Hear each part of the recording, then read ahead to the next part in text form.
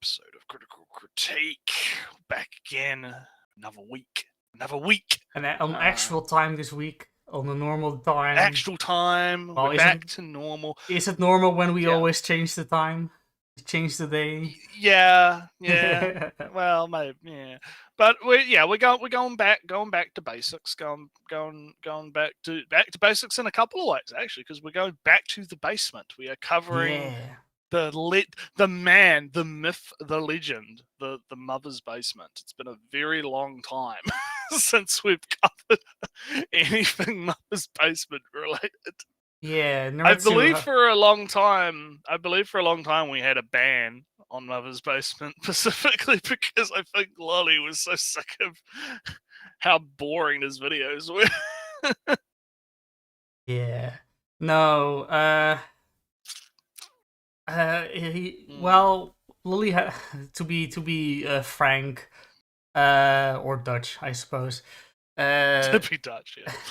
It's not like we ever adhered to the ban on Mother's Basement. It's more that we didn't have good enough videos from Mother's Basement to cover. Yeah, it was mostly because a lot of Mother's Basement's content is just the same thing over and over again. He summarizes. Video. He just gives synopsis of video of the show, of shows, and he has this problem where he essentially repeats himself, right? Where he'll have like a 20-minute video, and it will just be two 10-minute videos slapped together, right?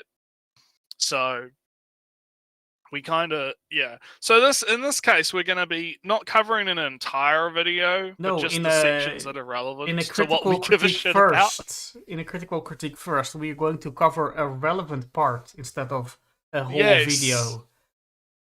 Because the whole video is basically because it's the hottest trash of winter 2024, right? So it's a seasonal review type thing, and he talks about a bunch of shows that we didn't watch, we don't know anything about, right? But then he talks about two shows that we both, well, at least I have watched one of them, and you and I watched both. Most of the other. One of them.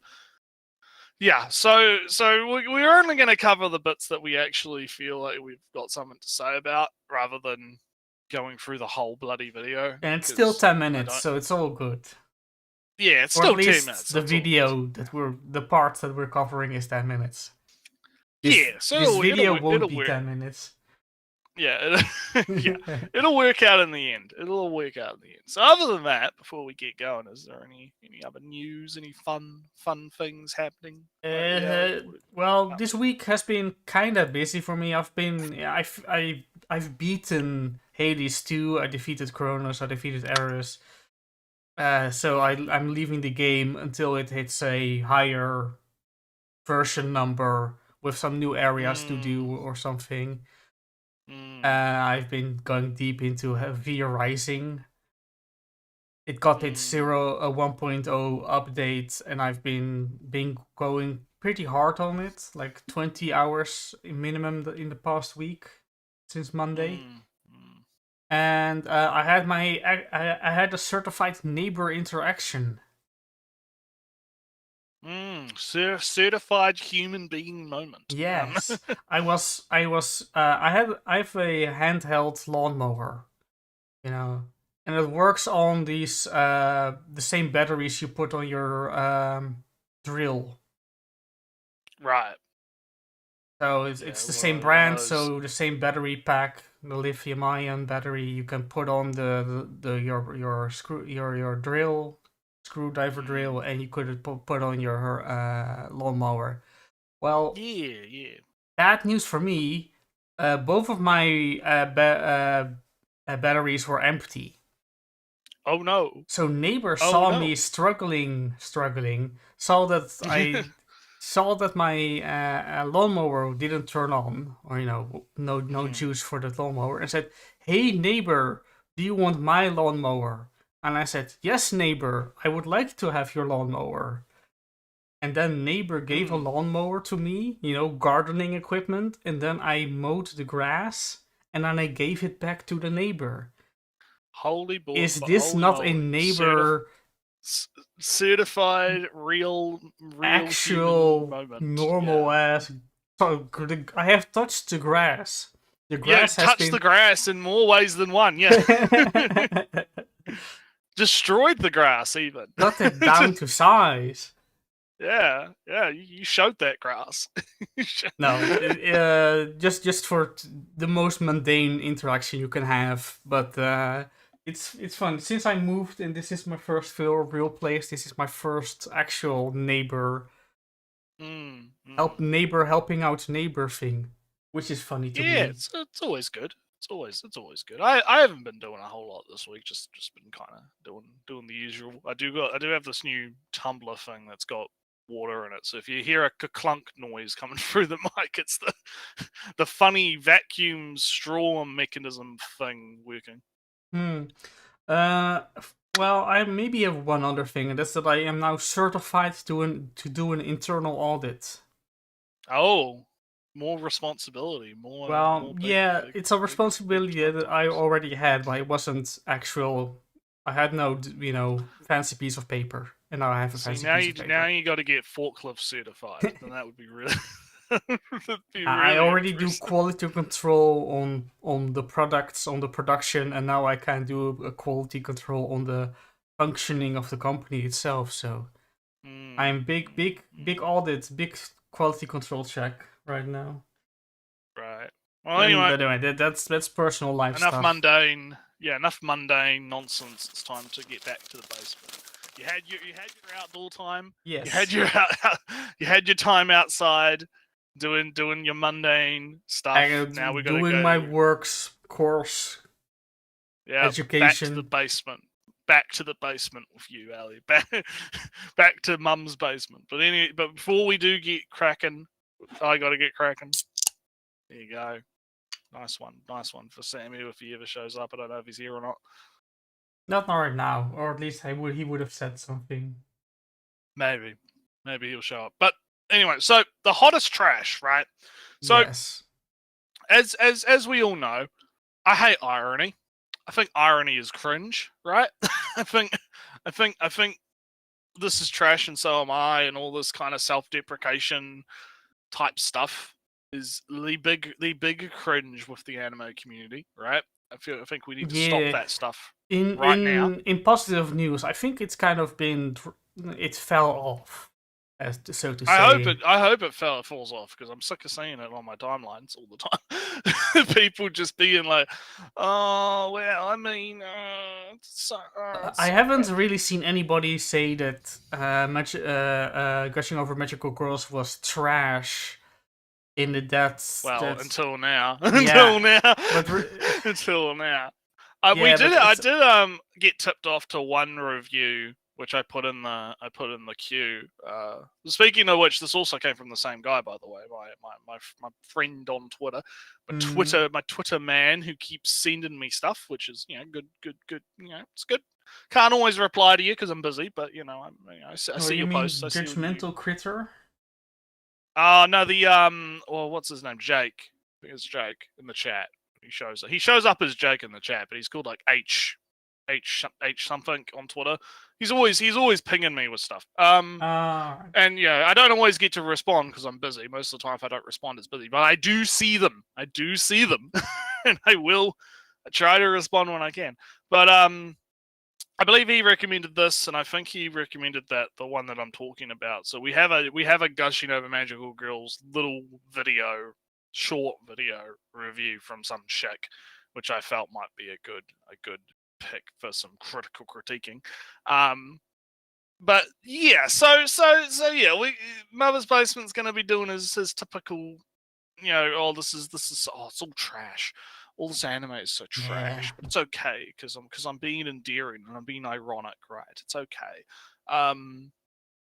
So let's get right into it and let's see what he's got to say about these shows. And as a reminder again, this is starting from midway through the video. Yeah, we're starting at about 1350-ish relatively. So let's get cracking. Gear that's so last season, but don't worry, if that's not enough trash for you, you're about to get more than anyone could possibly ask for. Gushing. Off to a good start. Yeah. Did he mention like trash 3 times already? I think he said trash like 5 times. Yeah. Oh. God. Also, I don't know if it's the same on your end, but he's really quiet. I on don't. my end. I don't know why. It's I've had felt to boost normal to because me.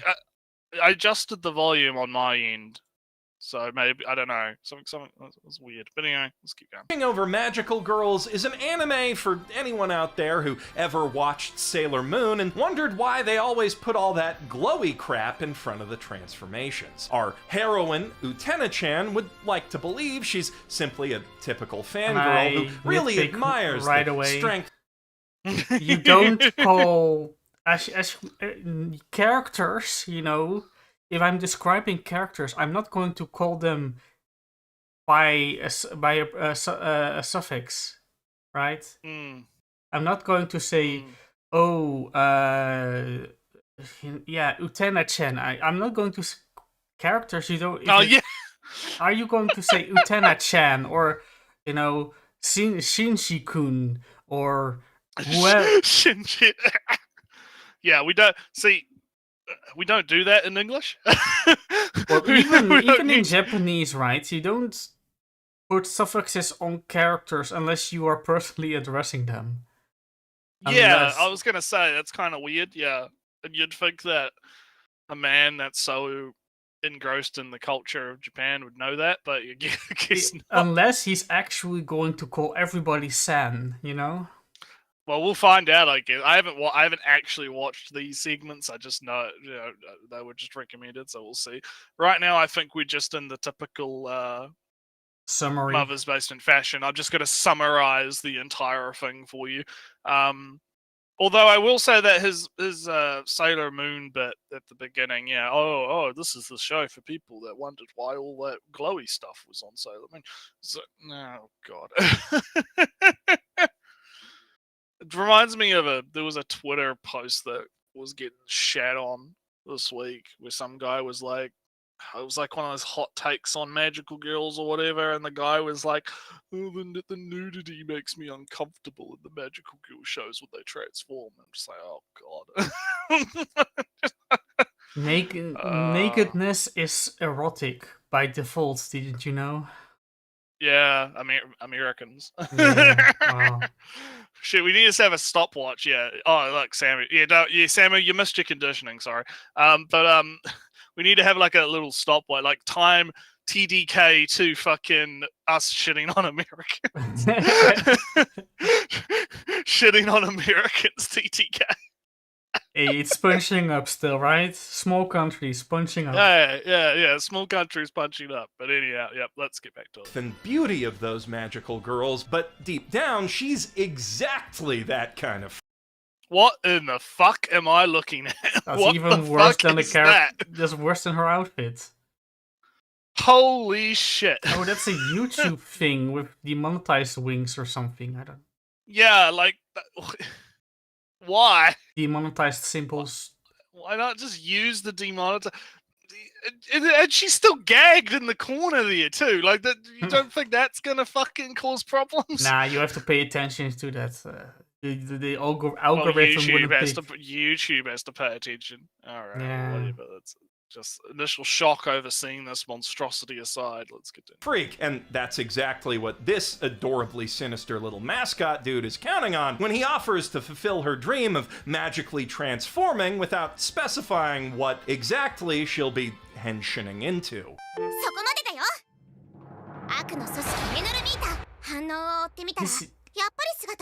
Quick pause, Retsu. Is he going to be consistent with this? Because it will be very annoying.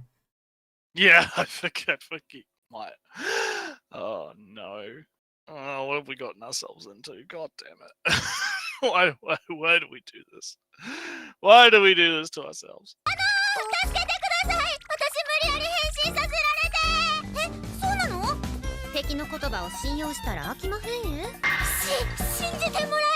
Okay, he's playing this for way too long. Yeah, right? I was with full on, you know, visual, audio, music, song. Like, okay, we got the point, mate. We understand. Is he going to get us stricken down? Yeah. Yeah. Like, come on, man. You don't need to play like the whole scene. Like, we kind of get it, right? Like, come on. As it turns out, he's not a magical girl mascot at all, but rather the vanguard of an apparently cash-strapped evil organization that can only afford, like, one uniform between two villainesses. And is it ever actually stated that they're strapped for cash? No, the joke is that because their outfits are skimpy, they didn't have enough money for a full outfit for all of them. So they have to share the amount of covering cloth between them. That's such a dumb fucking joke. Because it's not even right either. Because that's not. No, because like, again, Alice has a full-on Alice in Wonderland. Alice has a full outfit, and also it's never like there's never like an indication that the evil, like the reason there's not that many people is because half of them are off doing it, like the whatever her name is, team is off killing magical girls somewhere, right? Yeah, so, and apparently there are plenty of good magical girls, but they're all very easily defeated, so it's kind of, quantity quality thing. Maybe. Yeah, so something going on. So yeah, he's oh god. Okay. He wants her to take half that uniform, which turns out to fit her quite well. Okay, wait. So he was censoring before, but now he's not. No. I was going to mention. He's being very very inconsistent here. I knew he wouldn't be able to keep up or be consistent on this. It's too much work. If you drink that much soy. Listen, look, I don't want to punch down too much on poor Mother's Basement. All right, the cuck jokes write themselves. Okay, I'm not going to take the low hanging fruit unless he actually pisses me off. Okay. But anyway, despite her insistence that she doesn't enjoy watching magical girls suffer, it quickly becomes obvious that she does, actually, quite a lot. Maybe too much, but the magical girls quickly discover that they do too, so... Well, one of them does. Yeah, Yellow doesn't this is care. why I hate... Okay, this is why I hate Mother's Basement's whole... I'm just going to explain the plot, because he does it poorly, right? Like, he summarizes it in such a way that it gives a wrong impression of what's actually going on. Yeah, like in the all show, of them right? are. It's only Azure, and I forgot her. Real. Yeah, Azure gets into it. Can't remember what the yellow girl's name was, but Sulfur likes fighting with Kiwi. Big fights with Kiwi. Loves the fights. And the pink-haired girl and Alice have kind of a dynamic a little bit because they're, friendly or whatever.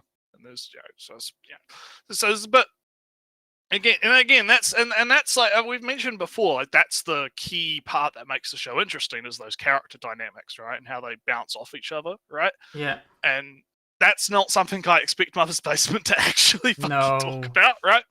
When he's going through his like summarization of like, oh yeah, look, all of these figs. Like he's just kind of like, okay, here's the Cliff Notes poorly explained version, and that's like fine if it's like, why? Because you have to ask, what is this video for, right? Is this video for someone that hasn't watched the show yet and is thinking, oh, maybe I want to watch some, because I'm an irony poisoned zoomie or whatever. I'm like, oh, I want to watch some trash. I wonder what Mother's Basement thinks is trash, right? Or is this for someone that has already watched the show and is just looking to yeah, it is trash. I'm insecure about myself and what I like. Right? Who is this actually for, right? I don't know. This is of course the fate that befalls everybody who makes a video. A subject, the thing of their videos is that you eventually stop watching the thing that your channel, your videos are about. So, does has Mother Basement watched Magical Girls? Or is it just, very is he lazy? Just talking about it? Yeah. There's many possibilities, but let's continue. That sort of makes it all okay if you go by hentai logic, and you're gonna have Also, to if you want to watch too. Mm-hmm. These animal shots don't mean anything at all. If they are meant to cover up something, they don't work because we don't know what they are covering up. Yeah, we had this problem because I remember because we covered the Goblin Slayer video that he did a long time ago, and he did the same kind of thing with that, where he just brought up puppies for no reason or something. And I feel like it's just kind of the thing that he does. Yeah, when but he's if talking about stuff like he this. already showing kind of random interspersed clips. So if you're going to replace Yeah. a random inserted clip with animals, the animals are standing for something. But because the clips chosen are already random, this is just a random insertion of animals. I guess it's just a haha funny meme or something. Like, haha, puppies, wholesome, fox, haha. They could have shown any episode stuff, something, just them walking down the street or something. I mean, he also was talking about, the hentai logic or whatever. But it right? doesn't really. He doesn't. I haven't seen that when he talks about porn, there are puppies on screen, or when he is not talking about porn, there is them walking down the street on screen. There isn't a. Yeah. Oh no, he's talking about sex. Put puppies on screen. There's no link in there. I've seen. Random. It's just random puppies. Yeah. Because we know 2 seconds back he was talking about hentai rules, and there was Azure with her clothes melting away. So that he was talking about sex, and there was something slightly sexy on screen. So it isn't. There's no logic in when and where these animals appear. Yeah. And going back to the hentai logic thing too, like I don't. What does he mean by that? Like eroticisms trump.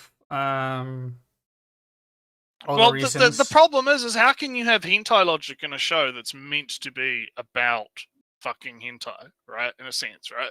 Because Magical Girls, its core crux is being about sexual content, right? It's the whole fucking point of the show. So how can it be like, oh, it's just hentai logic, right? Because to me, when he says hentai logic, I'm translating that in my brain to like, oh, random things happen because hentai, right? Like situations happen because they have to set up a situation for sex to happen or something like that, right? But that only really applies when it's deliberate, I guess. I don't know. I'm getting caught up on that for some reason. It's thrown me a bit. But anyway, let's keep going. This anime, because it is, without question, a tie on a hen. Specifically of the softcore BDSM variety. Albeit one that's on TV somehow with a super catchy, gorgeously animated theme song, some surprisingly hilarious jokes, and even a few impressively fleshed out character arcs. Oh yeah, I saw those air quotes. I saw those air quotes there. You fuckwit. You can't fucking hide that from me. I don't like how any sexual content make the whole thing a porno. I don't like how it's how could this be on TV? It's so sexual, right? Like fucking can we please grow the fuck up, right? Remember that most if not almost all anime are aired like at 2 at night. Well, this aired on ATX, right? Like that's also the... I don't quite remember the time slot, but it was on the premium, and it had multiple different versions, right? It had a daytime version which was censored, right?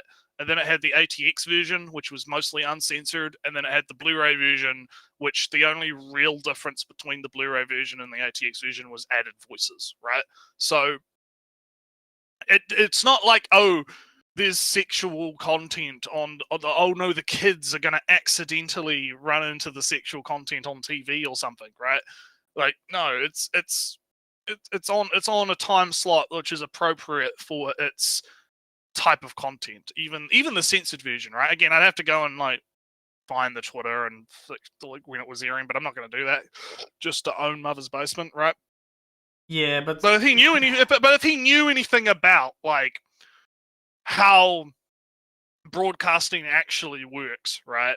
he would know that, oh, it's not just like, oh, you get home from school, little Ellie and little Naretsu, we get home from school and we turn on the TV and we get to watch our gushing over magical girls. No, it just sometimes it's worth remembering that these anime, even something like Spice and Wolf, probably airs at 10 in the evening that it starts, and maybe they're so don't. Anime can be super adult because they are already airing at There's a term. I feel like there's a British term for it. It's like past watershed or something like that. Yeah, I feel like it's this American, because Americans have this weird like hang up about cartoons, I guess, right? Where they think cartoons are fiction. I don't think the problem is Mother's Basement should know better, right? Because he's been doing this for fucking just as long as we've been fucking doing shit, right? So, he should know better than to fall into that kind of trap, but he does anyway, and I guess he does it for comedic effect or something, right? But it's the idea that, oh, it's a cartoon, therefore it's for kids, right? Like, you can only have two kinds of cartoon, right? You can either have Family Guy, where that's an adult cartoon, right? And it's all adult jokes and funny. I would rather funny man, right? You're free. I know where you're going, right? There is Family Guy. There is something. Was it Horseman Jack or BoJack? Yeah, BoJack Horseman. Yeah, something like that. You can either have your depressing adult cartoon. You can have your funny Simpson Family Guy cartoon, and you can have your actual children's cartoon. Children's cartoon, yeah. And there's no in between, right? There's no, oh, maybe we can have like a gushing over magical good. And this is one of the reasons why I think anime has taken off so much over the years and has become so popular. It fills the gap between all the spaces within the American Canadian. It's like fucking. What do they use? Like drywall, like plasterboard or whatever. It's like the plaster that you go over the holes, right? It kind of fills all those gaps, right? The filler, right? And it because there's so many different animes and so many different genres and so many different niches, right? It kind of helps you sort of, and it gives you what you're after, right? But I feel like a lot of Americans in particular have this really weird perception of, even though they claim they don't, they do.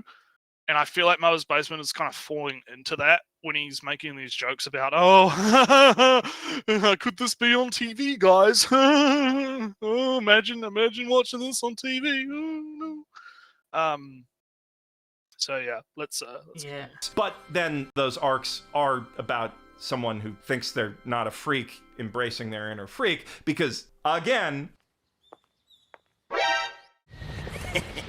best reaction. that was a very good face. I very much likes the I got a screen cap of that one, and I have it in my memes folder because it's great.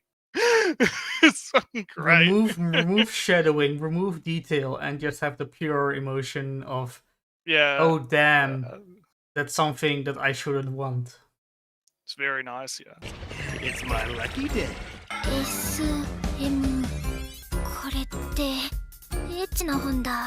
It is what it is, and if it is what it is.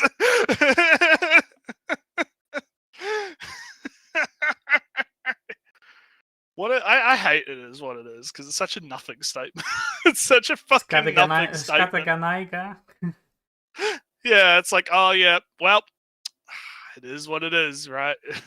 I mean, I fall into that too sometimes. I'll use it every now and then, but I do think that people overuse it, where they'll just be like, oh, well, I'm not going to actually... Yeah, it's a cop-out. 650s, right? It's a cop-out. Yeah. Instead of actually making a point, right, about it, you just be like, well, things are the way they are, I guess, Take a sip. Anyway, let's get going. If you're into what it is, you'll probably be very happy with the overall quality of it, at least until that drops off drastically a few episodes in, like it did. Whoa, wait a minute. What do you mean it drops off? What do you mean the quality drops off? Hang on a minute. It's go back. This is a live action replay. That one. I gotta hear that again. Make sure I got that right.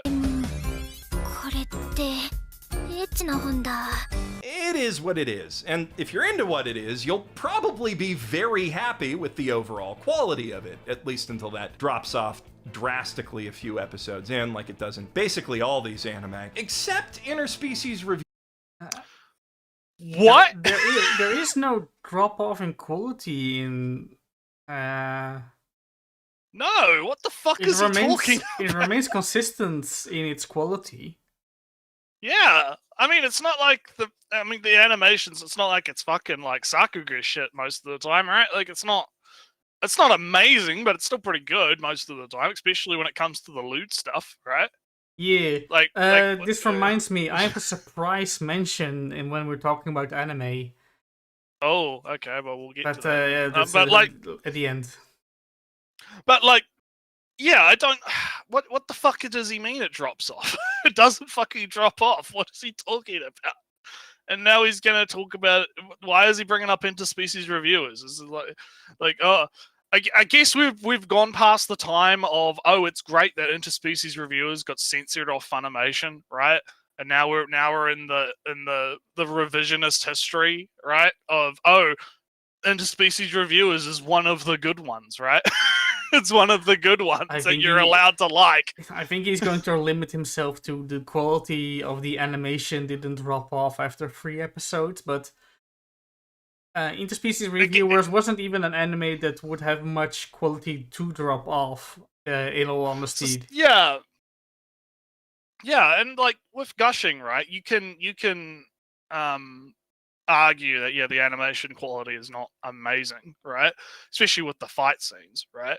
But I mean, of course, if you knew the studio and the stuff they've done before, it was pretty good considering what they've done before, right? So it was kind of what did the studio do before? Right? I don't know. Oh well, they did the GFL anime that we don't talk about.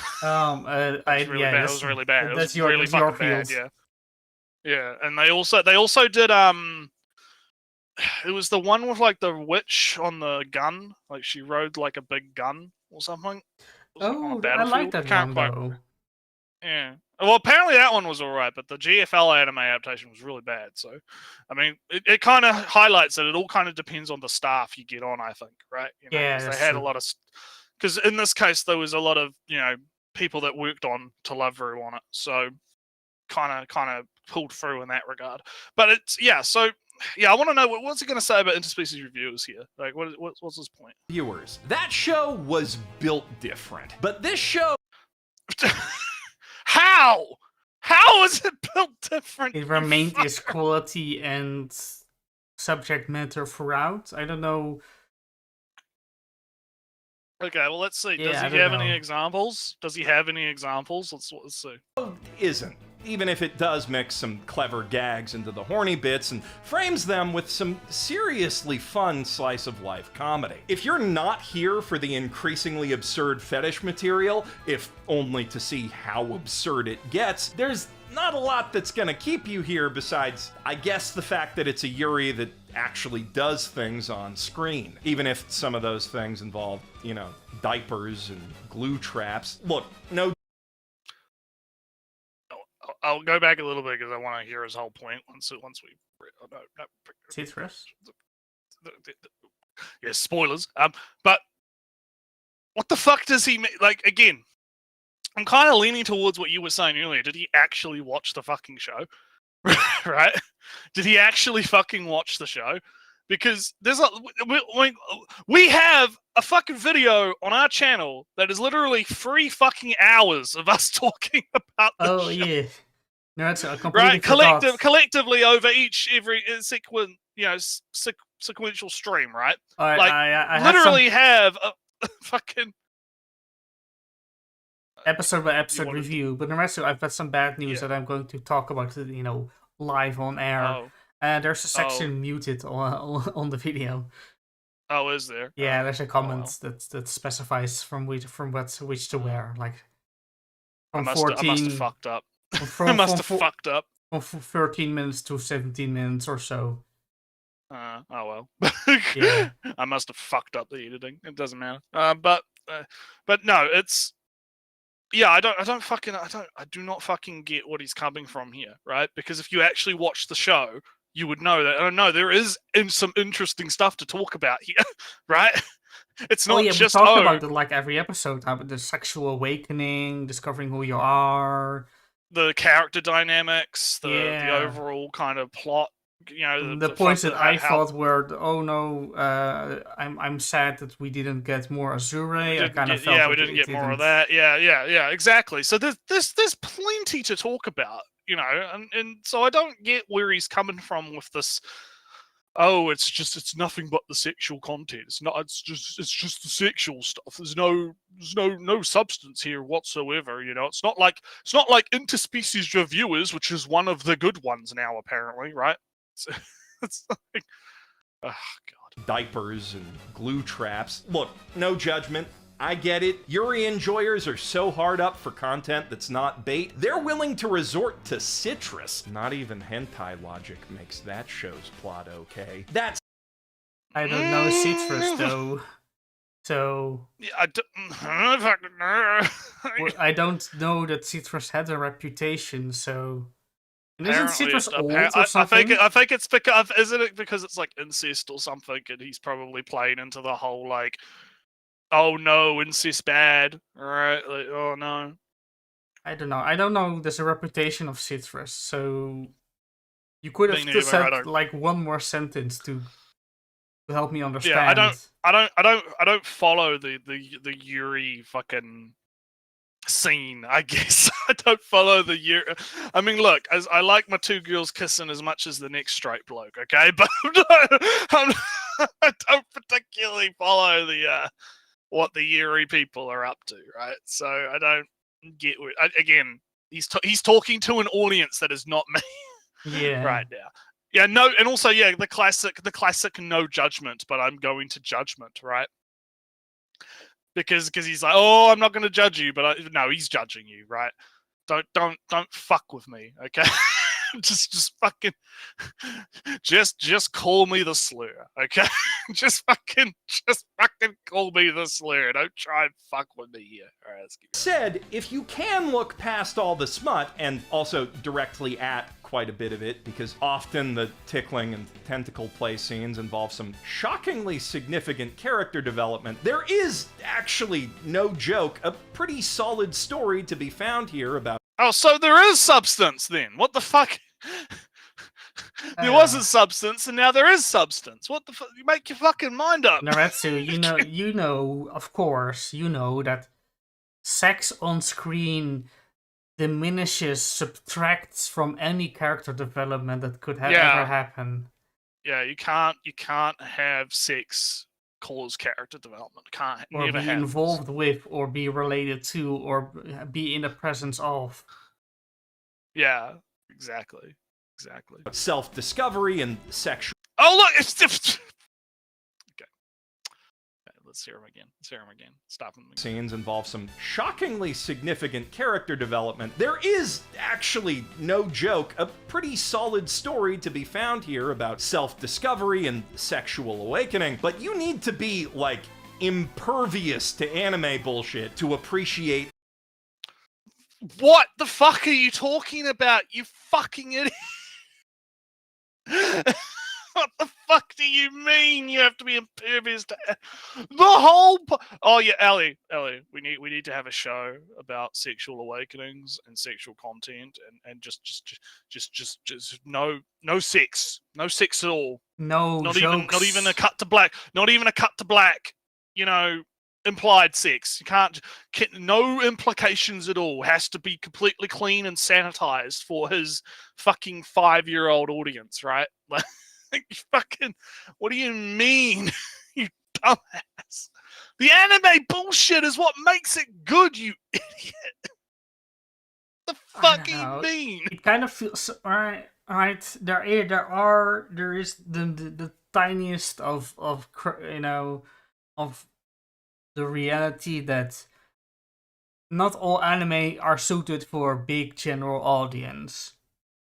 No, but people people in the general audience can see, oh, this is about sexual awakening, right? I've talked about the whole this is going to be a bit off topic, but I've talked about that one website / paper / thing about mops, geeks, and sociopaths, right? And how even in that it talks about how you do need the mops, right? And the mops in this case are the normies, right? Like, to translate it, right? Like you do need the normies, because the thing about normies is normies have the potential to become geeks / otaku, right? Mm-hmm. But they have that potential. If a normie watches anime enough, right, and they actually engage with it and start to like it, right, on an unironic level, right, they have the potential to actually become a proper fan, right, of that thing, right? So this idea of, oh, it doesn't have like general audience appeal, yeah, that's great. It's like what you're saying, right? Like, yeah, it's not necessarily for general audiences, but a general audience member, right, a normie, quote unquote, can watch Gushing Over Magical Girls, and perhaps maybe they will pick up on those, story beats and those For example, vibes, right, those let's things. have an example. The Baldur's Gate 3, right? Baldur's Gate 3 Yeah. isn't for the general audience, but you better be damn sure that it got a whole lot of people who didn't know the first thing about Dungeons and Dragons into the most hardcore Dungeons and Dragons games ever made. Exactly. Like, I mean, it's Baldur's Gate 3. There was a Baldur's Gate 1 and 2 that I think a good amount of people probably haven't even fucking touched, right? So yeah, it's kind of like, that's the it's thing. kind of, yeah. People buy Near Automata for the sexy robot lady, and then oh damn, they like the big lore and drama and melancholy of Yoko Taro. Deep philosophy, yeah. I like Hades, right? Hades 2, very good. Yeah. I went on the Wikipedia dive to look at all those gods and see how messed up everything they did and worshipped were. I'm not into Greek mythology in general, but I did watch my mythological video after Hades, so maybe I am interested. And can somebody ask, hey, what's the deal with, I don't know, this god or whatever, with this weird god? Why does this god have this thing in his design or whatever? Well, that's because that, Pan, the god of the thing with goat legs and a flute, whatnot. That's actually thought to be a predecessor of Hermes. That Hermes is kind of descendant, in a cultural context from Pan. That Pan existed first, and that became Hermes, and then they split up to be separate gods or separate things. And then Hermes became Mercury, and Mercury then it ended kind of there. But that's stuff that I learned because I thought Hades was interesting. Yeah, exactly. And this is what I'm talking about, right? This is what I mean about mops have the potential to become nerds or geeks, as the paper puts it. And I've linked that paper in another cast at some point. It's in the description. I'm not going to go over it again, but if you just search geek mops and sociopaths on Google, you'll probably find it. But Mother's Basement here is a sociopath, is what I'm getting. He's not a nerd or a geek or an otaku. He is quite literally, because the sociopath as described in the paper is basically people that enter into a hobby or something like this, right, to basically profit off the mops, right? They essentially manipulate the mops for either monetary profit or social profit, right? And I think Mother's Basement fits into that bill quite well. And the reason they're sociopathic is because they don't actually care. Grifter is like the modern term for it, but I like sociopath more because it's a harder word, right? And it's because they don't actually care about the damage that they do to the thing that they're grifting off, right? They don't actually care about the fact that maybe someone will watch this video and get a completely wrong idea about what Gushing Over Magical Girls or whatever other show he talks about actually is, right? Because he's not being 100% truthful I guess, in his assessment and his description of it, right? Because if you'd only watched this particular segment of this video, you would think, oh man, it's so raunchy. It's nothing but just hentai, and there might be a little bit of something good there, but it's he's hyping up that whole hentai aspect, right? To give this impression and push that to his audience. And he's not considering how that could negatively, impact the perception. And maybe someone that might actually have liked gushing isn't going to watch it now because he's given that inaccurate description. But at the end of the day, he's still got his view, right? He got his bag, right? He doesn't have to worry about it. So that's why it's a sociopathic type of behavior. Yeah, because he doesn't care. He doesn't empathize. So I am with all Mother's Basement videos, because he's so bad at it. I am trying, when I remember, to listen to it as from the perspective of somebody who didn't watch the show. Yeah. Because he's kind of demeaning to it. It is more suitable for an audience that doesn't know the show itself. Because when he talks about shows that he does like, he's very bad at explaining actual themes and plot. And in this time, he actually mentioned like themes and the point of it all, instead of just. Also, yes, this man is trashing peak fiction. Very much is. Very much, but yeah, no, it's So TLDR. Mother's Basement is a sociopath. That's I'm half memeing when I say that, but hopefully, like, again, if you've read that thing, you'll get what I'm talking about, basically. But yeah, let's continue. Any of that. Gushing over magical girls easily earns itself 5 filthy garbage barges full of BDSM gear and Sailor and the Seven Balls DVDs, bathed in the white-hot glow of an oil-based lube fire. But as far as recommendations go, if you have to ask, it's probably not for you. Chains. Do I even have to fucking say anything? Like, do I even have to fucking say it? 5 out of what? Out of 10? I don't know. I don't know. Again, we haven't watched the rest of the video, so I guess he comes up with a new funny rating system each time he fucking talks about a show or something. But it's not actually that funny. We didn't laugh, did we? No. We kind of probably cringed internally. But yeah, no. So that was the gushing over magical girl segment, and now we get to go straight into the chained soldier segment. You can say more about it because I haven't watched it. I can say more about it because I actually watched it. So this is going to be an interesting This is going to be me, because here's the thing, and I was critical of it, right? When we talked about it on the show, right? I was very critical of Chained Soldier at the time compared to Gushing, right? So this is going to be a very interesting compare and contrast here as to how he kind of talks about Chained Soldier versus how he talks about Gushing, because he was very dismissive of Gushing, right? Very, it's just BDSM, hentai, little substance, but there is substance. Like it's almost like, it almost felt like he was trying to throw people that do like the show a bone in that section, right? Because he spends the first half of his little description kind of shitting on it, and then he's like, oh no, I guess I'll throw the people that do actually like the show, unironically, like a little bone, like it does actually have some development, right? Because if there's one thing this guy, Mother's Basement, knows how to do, it's how to try and play the both sides, what can get me the most profit type stuff. Yeah. But anyway. Let's hear about Chained Soldier. Let's hear it out. Soldier just might be, though. Or, as it's known in the original Japanese, Mato Seihei no Slave. Don't worry, this isn't an isekai, merely an isekai-adjacent portal invasion story, which I'm told are all the rage in Korean manhwa these days. So that...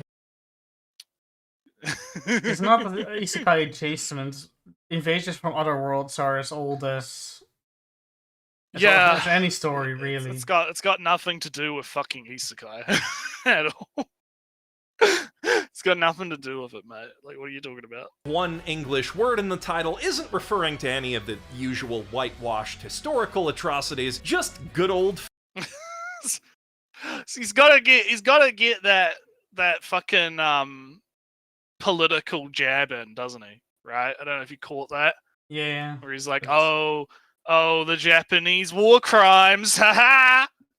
Elliot, did you know the Japanese did big war crimes? I don't know. It kind of felt more like general. Oh no, let's not talk about the time we did slaves. That's kind of true for most of the English-speaking world. Nah. And Japanese world. He's doing a very Twitter political thing where he's like, oh, the Japanese never apologized for even though they did multiple fucking times. Oh, they never did anything to reconcile with Korea, even though they did multiple fucking times, right? Like, it's just this never-ending like fucking thing, right? Where they just like, oh yeah, got to get the jab in, against the Japanese, even though he's meant to be a pro Japanese cultural critic, right? Come on. But anyway, let's keep going. fashioned kinky shit. Also, this is actually great because I get to talk about Chain Soldier with actual examples in front of us instead of because remember when we were doing it before, we didn't have the images back then, and we didn't. I would describe how bad the CG was, but now you actually get to see how bad the CG in motion is. sometimes, yeah. Yeah, exactly. It's great.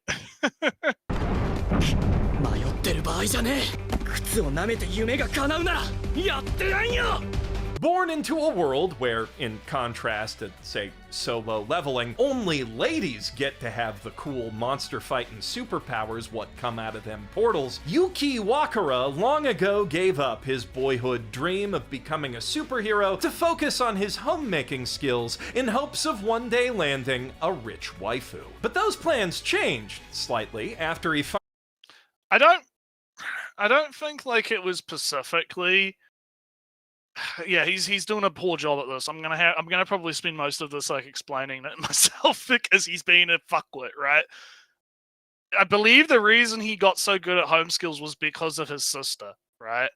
Yeah, And his I sister remember something. gets his sister gets teleported through the portal because there's an incident, right? Yeah. And a demon comes through the portal and she gets teleported just like he does right here. Because the portals basically just kind of show up every now and then and people just kind of get sucked into them, right? And the reason he was good at homemaking was because his sister was like, you need to become good at homemaking, right? So that you can be valued. Because you have to remember the society is very matriarchal, right? So In it's, this world, instead right? of the woman needing to learn how to cook and whatnot, and yeah, like men if you want to be like the man is both the worker in terms of like office worker / job type stuff, and also the homemaker, right? So having those skills was something that was like there's actually, this is what fucks me off about this, is you could have an interesting discussion about the world building here, right? And how it kind of takes the patriarchal, well, the view of what the patriarchy is, right? And then flips it on its head to make it matriarchal, right? And all of the like different things about that, right? The fact that the character learns homemaking and sewing and laundry and all this kind of stuff so that he can be more useful in the society, right? To the woman, right? It's not a matter of him wanting to get laid, right? It's never presented as, oh, he wants his waifu, right? He wants to be good for the waifu. No, he's doing it because that's what his sister instilled on him before she got teleported, right? Was, hey, you should do this so that you can be good in society, right? So you're going to be useful, right? And not in a bad way, but in like an endearing kind of way. Like, these are the skills you should look into having, right? It's kind of like how people on the male side in our society will be like, hey, you should learn a trade, right? You should learn how to do plumbing, or you should learn how to do electricity, or you should learn how to do crypto. Maybe not crypto, but like, you know, you should learn a useful skill, basically, right? You should learn a useful skill so that when you get into like actual adult life, you will have something to fall back on. And in his case, it was homemaking and sewing and doing housework type stuff, right? So this is why I hate Mother's Basement, because he's making a joke about, oh, he's just a, you know, waifu obsessed waifu man. That's why he did it. But that's not what's in the show. That's not it at all. It's a fucking lie. It's and kind people of are going to watch the video and they're going to think, oh, he's like a harem protagonist or whatever. And it's like, no, he's actually like the inverse of a harem protagonist in a sense, right? Or at least he has some aspects of the hero protagonist, like he's the meek kind of guy that all the girls kind of flock to and whatnot. So I guess maybe I'm a little wrong there in that, but you get what I'm trying to say, right? Like it's not like he's like the main character from like DxD or whatever, where he's like out to get the harem and he wants to, you know, be good at housekeeping so he can attract a mate. No, or from what from what I understand, it's really a wider society thing. That the reality of his world is that if you want to be respected in this world, you need to be able to do homework, housework stuff. So it's be useful basically in the household.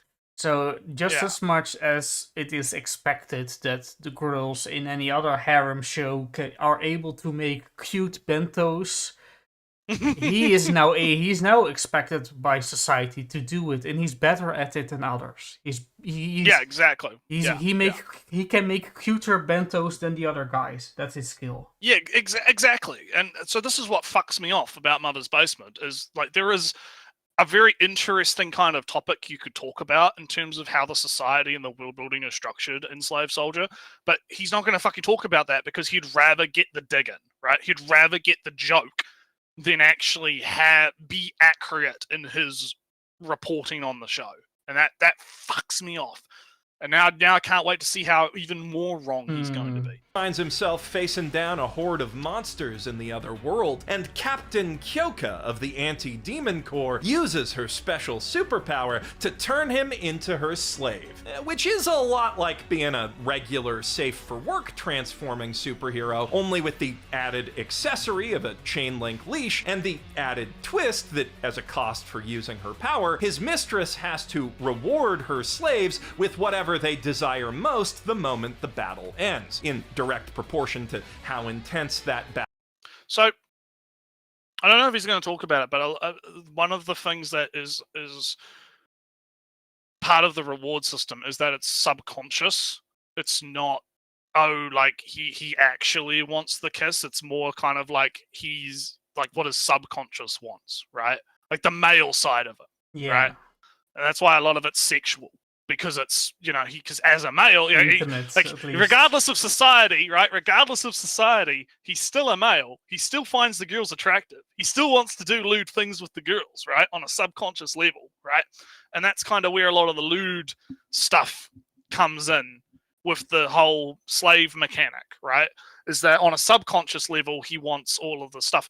And as the usage of the power increases, right? So the more like demanding tasks that he does, the more, you know, intense the reward has to be, right? To kind of compensate for that. So I figured I'd toss that in there because I don't know if he's going to mention it. Battle was, so the more awesome the action scene, the more awesome the ecchi scene. Also, more specifically, it's his subconscious desire. He mentioned it. Look at that!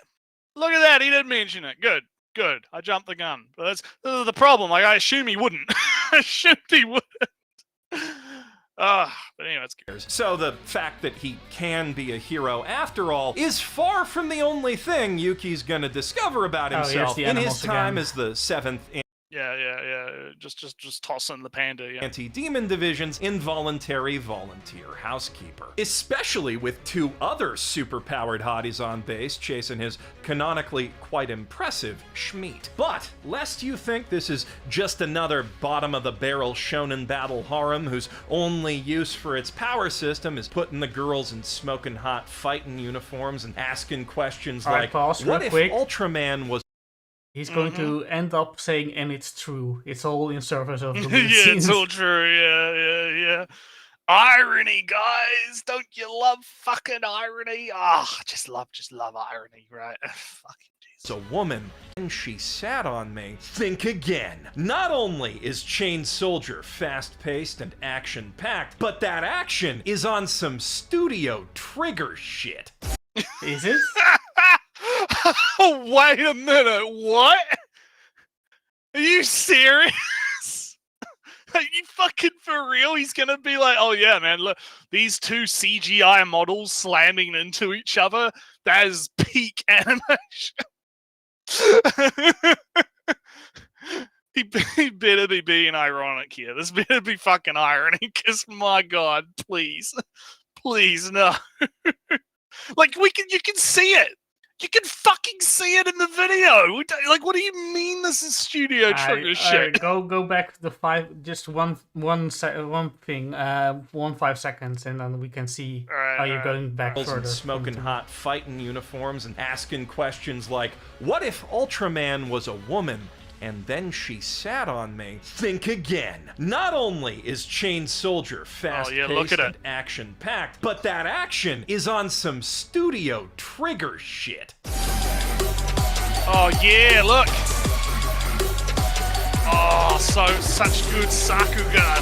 Yeah. Oh, he's already putting a filter. That said, if you do watch this one... Oh, sorry. There we go. I don't think he put a filter on it. At least some bad music over it. You put the bad music, yeah, but like, yes, Studio Trigger shit right here, guys. Come on. Now, Studio Trigger is far more willing to go low budget, right? Listen. Kill the kill. Look, kill the kill. This tops kill the kill in terms of animation. Okay, you don't understand. Mo's Basement is enlightened to the true quality of Slave Soldier. All right, he is. Nah. he fucking. I fucking can't believe that he thinks this animation is good, because it's like it's not terrible, right? I would argue that Gushing Over Magical Girl's animation is better, right? Because it's more consistent. The trick with the trigger trick, right, is that it's a lot of pausing. Actually, there's a lot of pauses in the fighting of Kill la Kill. They are very willing to go, repeated swish, on don't draw the arms animations because they're moving too fast to be drawn, and also doing very close up of just the hand doing a motion, turning the sword around, backwards grip the sword, and then clash, and then hold the, and then they clash again, and then they pause, then they just put pressure on the sword, and it is vibrating a little bit, shaking a little bit. Right. So yeah, fuck me. I can't believe it. But anyways, one for the action, which you totally should. This Twin Tails Ojo-sama has all the JoJo time control powers at the same time, and she activates them by JoJo posing. It's amazing. But he's overselling her. He's overselling this series quite. I can't believe how dismissive he was over Gushing Over Magical Girls, but he's gonna oversell fucking Slave Soldier. Is that I didn't see this coming in Retsu. Yeah, he's hyping up. This is coming. Yeah. We've been blindsided. We've been thoroughly blindsided. He's overselling the censored one. Yeah.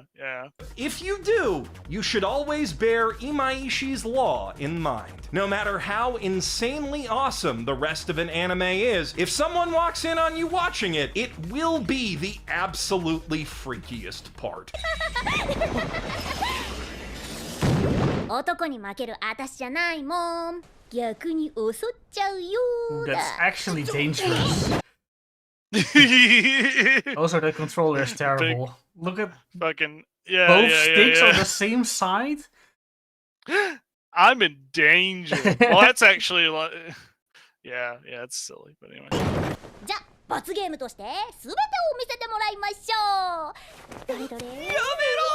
Also, big continuous sequence of animation just plays. Yeah, he keeps playing like these long ass segments of it. Like it's like we could have stopped at any moment, you know.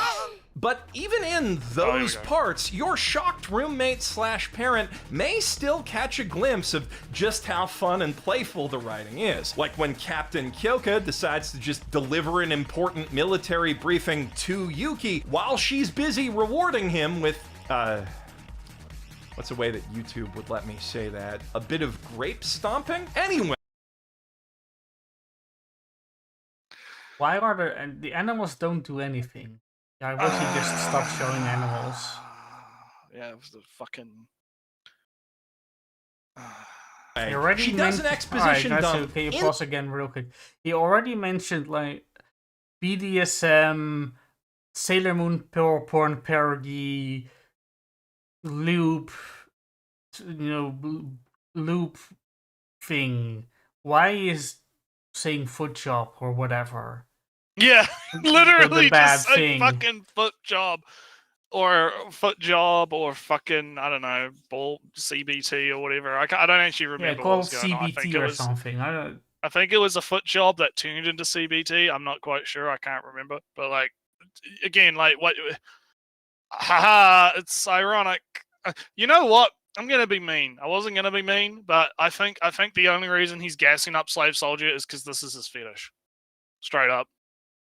Straight up. I think that's why. Because instead of it being the girls in the sexual situation getting dominated or whatever and gushing, right? It's a dude in a sexual situation getting domed by a girl. That's the vibe, right? That I'm getting here is because with gushing, right? He's talking about how bad it is that it's so graphic and so all of these girls in these situations and stuff. But here he's talking about how, well, even if your like mum or whatever walks in on you watching it, it'll be fine, right? It'll be okay because it's still tasteful or whatever, right? And it's the most safe horny fucking definition of safe horny I can fucking think of, right? In the way that he's like talking about this, right? Because to remind the chat, safe horny isn't about the content itself, it's about how both people talk about it and also about society, right?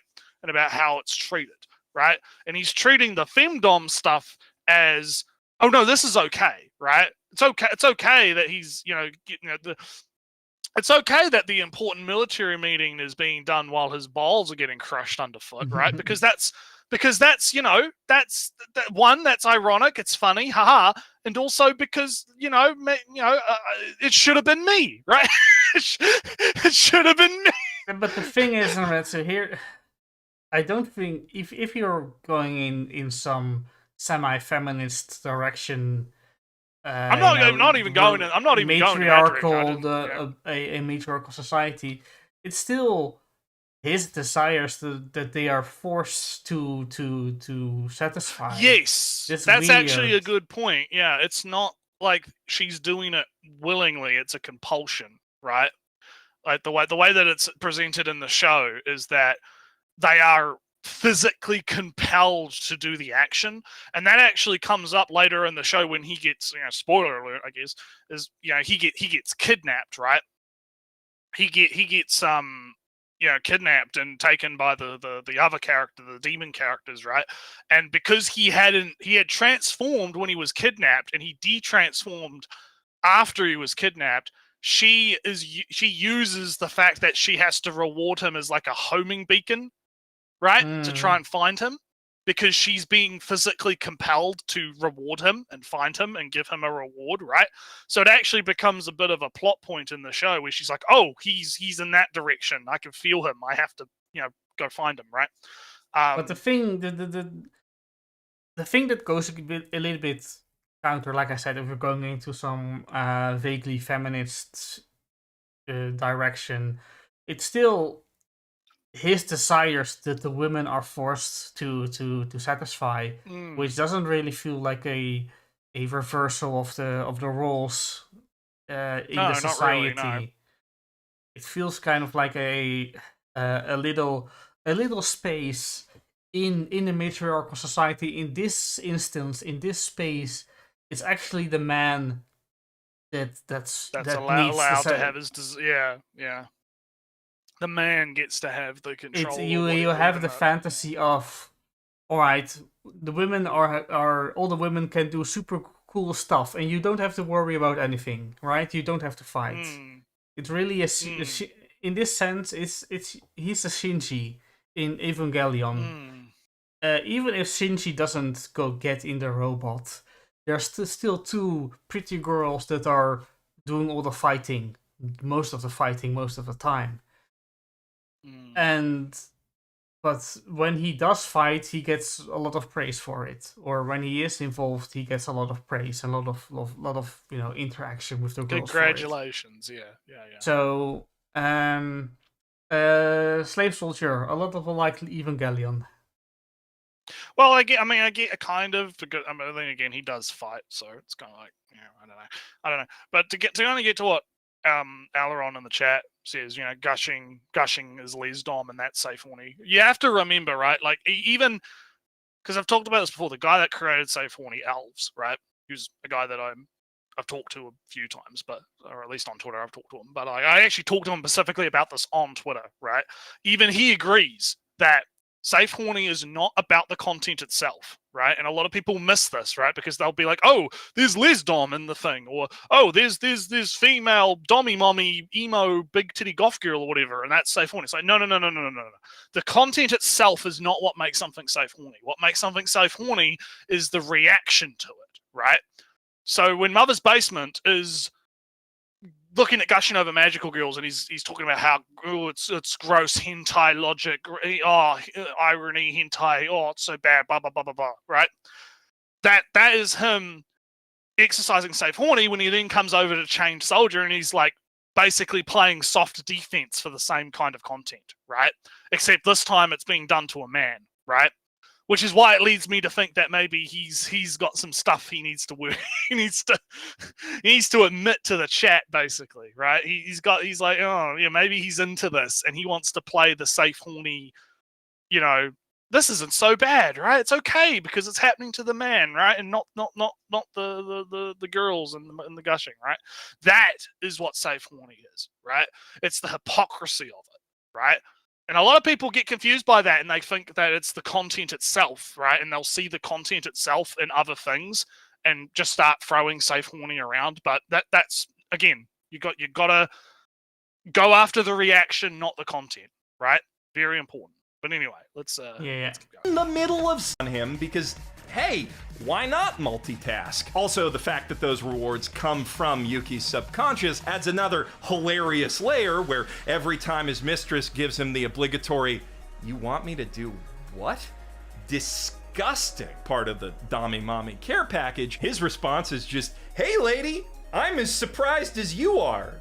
Don't stop, though. Battle and harem trash are both at their best when they take themselves just not seriously enough, and Chained Soldier absolutely nails that sweet spot. I give it 5 solid gold dumpsters full of... So, again, the difference in the way that he talks about it is fucking crazy. And it's weird because it's like the inverse of my opinions, because I didn't think Chained Soldier was all that good of an adaptation, right? At all. I thought it was actually very poor as both an adaptation and an anime. So it's kind of like, it's weird. It's like he's fucking dark Naretsu, right? He's like evil Naretsu. Inverse Naretsu. It's evil. Yeah. So yeah. The manga is way better. Yeah, Godo's right. The manga is way better. I've been reading the manga actually up until recently. Like I'm up to date on the manga. It's so good. So good. It's so good. Yeah, all right. I've mentioned this. He's giving his score. Yeah, let him play out, and I'll say stuff. Yeah, because he's almost done. He's almost done anyway. We've got like a minute left. So. And military uniforms made in clear violation of all the sexiest regulations. And that's all the trash we've got for you tonight. Well, unless you'd like a complimentary wafer-thin after-dinner isekai about big titty elves in hot springs. But frankly, if those main courses weren't enough for you, that scares me a little. Get help. But until next season, I'm Jeff Thu, your mateless... there you go. Alright. There you go. So, I mentioned this before, right? I like when any story tries to changes the society a little bit, right? Yeah, big world building. Big world building. If the world building is different, hey, that's interesting. Interesting world. So when the world is an explicit matriarchy, that's interesting.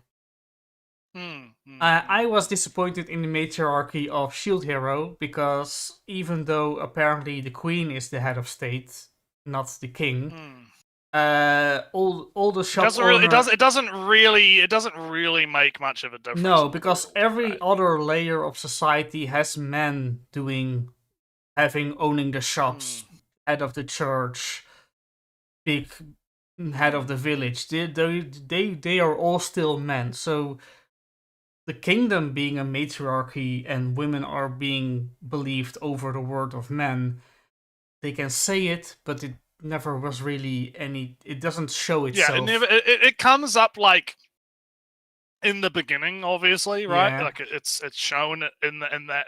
It's only really used as a setup for the betrayal, right? Yeah. In a sense, and then after that, it's never really brought up again or affects the overall, world. Which is a shame because Shield Hero. Any other world that does things differently is interesting. So I have way more respect for the world building of Chain Soldier, Slave Soldier, because they actually follow through on the matriarchy of their world. Yeah, they commit to it. The main character has a focus on domestic tasks because that's how society works. All the military commanders are women, grandmas, or younger. The parliament is women. Society is run by the women. Women are in the higher positions, right? Because they all, even though some of them might not have like extreme abilities, right?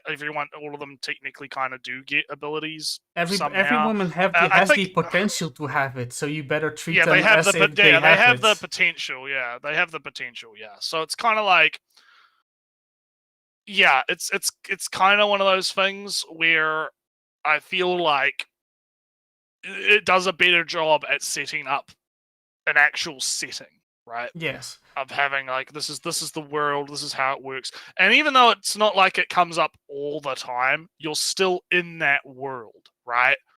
And it doesn't kind of like flip back to being like, just like the normal world, except whenever a politician speaks, right? there is still the female prime minister there. Yeah, that doesn't suddenly go away. It doesn't suddenly change, yeah, and it doesn't, yeah. So anyway, let's kind of like cap off. Something this was a shit video, I guess.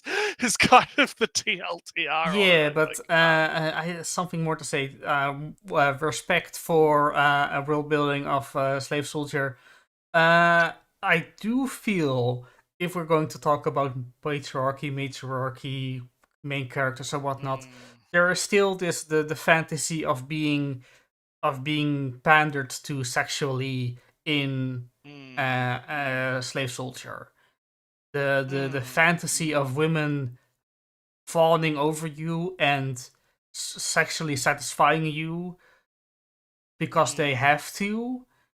That's kind of a very patriarchal and I thing. I think that is like the core fetish, quote unquote, that Chain Soldier is kind of going for, right? Is that even with like it is definitely about femdom, right? In a sense, right?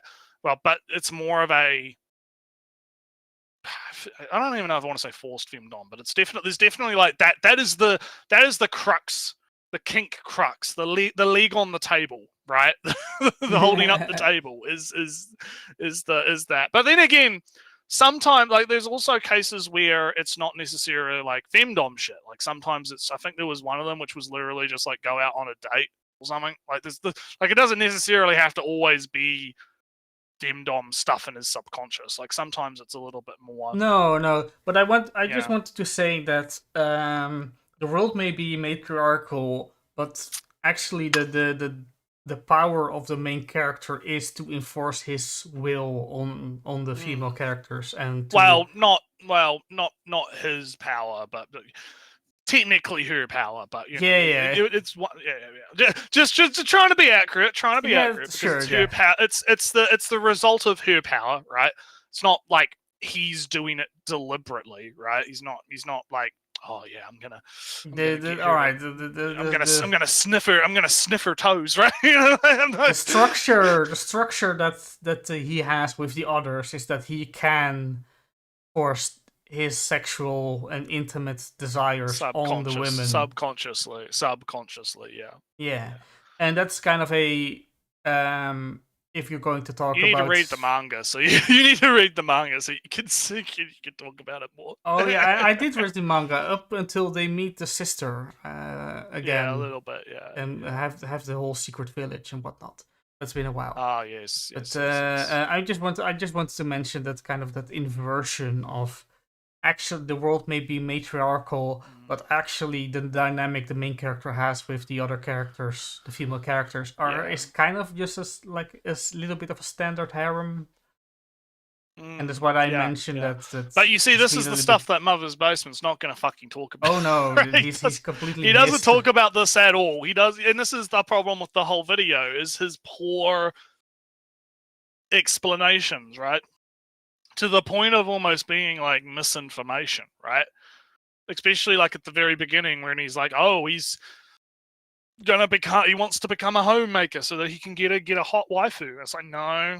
It's more like I want to have a good wife. It's more my sister and like taught me this because my sister was like the strong, again, because of the society.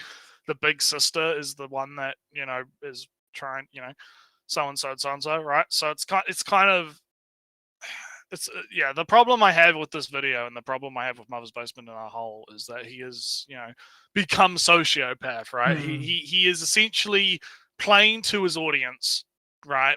He wants to get the views. He wants to play to a certain crowd of irony poisoned little zoomies, right? That only care about haha funny ironic joke meme, haha he's here in pro tag, haha funny, right? And he doesn't actually care about how that misinformation could cause problems if it spreads outside the target audience, right? Because people might be like, oh, maybe I would have liked Chain Soldier or Gushing Over Magical Girls, but I've been told that it's nothing but disgusting, gross sex, gross, evil, harem, gross, type stuff, because Mother's Basement has spread that meme, I guess, throughout the community. And it's not like it's like a new problem, right? I mean, I always talk about Gigak and the "this is trash and so am I" when it comes to what was it? The one. I believe the it started with Orimo Orimo and kind of it was with Orimo and it was with the other one from that author, the Eromanga Sensei. Eromanga, yeah, that's what I'm thinking of. Yeah, like that damaged discussions about Eromanga Sensei for years because people couldn't talk about it like genuinely without someone bumping in and being like, "Ha! Did you know it's trash?" And so am I. Oh, I love it, but it's trash. You couldn't talk about it on any like actual serious level because that meme was just so fucking prevalent, right? So yeah, I have a big problem with that kind of stuff. But I guess that's kind of where I'll end it with my analysis. we did finish in the we did it a little bit shorter than I thought, but I blame that on we kind of blitzed through that one. Yeah, we know Mother's Basement. I think is the reason we know Mother's Basement, so we can. Well, it's not a big deal because I do actually have a commitment later on. So it doesn't matter. And we still have like a small hour of what we've been watching to talk about. We got plenty of show left, so it'll be... So part 2. Let's talk about good animes for once. I guess I'll kind of like I know you won't have images for it, but I watched one episode of Remonster and yeah, I know we weren't going to bring up Remonster again, but it keeps getting worse. Which episode did you watch? It was the one after the last one we talked about, because I was playing catch up on a few shows, right? Because I missed out, and fucking. There's a moment. So there's like a big fight that happens, right? He's fighting these humans, right? This human camp, right? And there's this animation moment where the red girl, the blood girl, right? Yeah. She rushes through a group of guys, right? And it's so poorly animated. It's like imagine like JPEG that doesn't move sliding across the ground. I actually fucking died. I have an image on stream from Remonster. Yeah, the skeleton. Yeah. No, the skeleton. No, no, they're not skeleton. Oh yeah. I remember this. Yeah. But she fucking slides. Oh man, like you can tell that the animators do not give a fuck. Do not have the time, the budget, what. Oh, it's so bad. Copy paste it on a 3D environment into.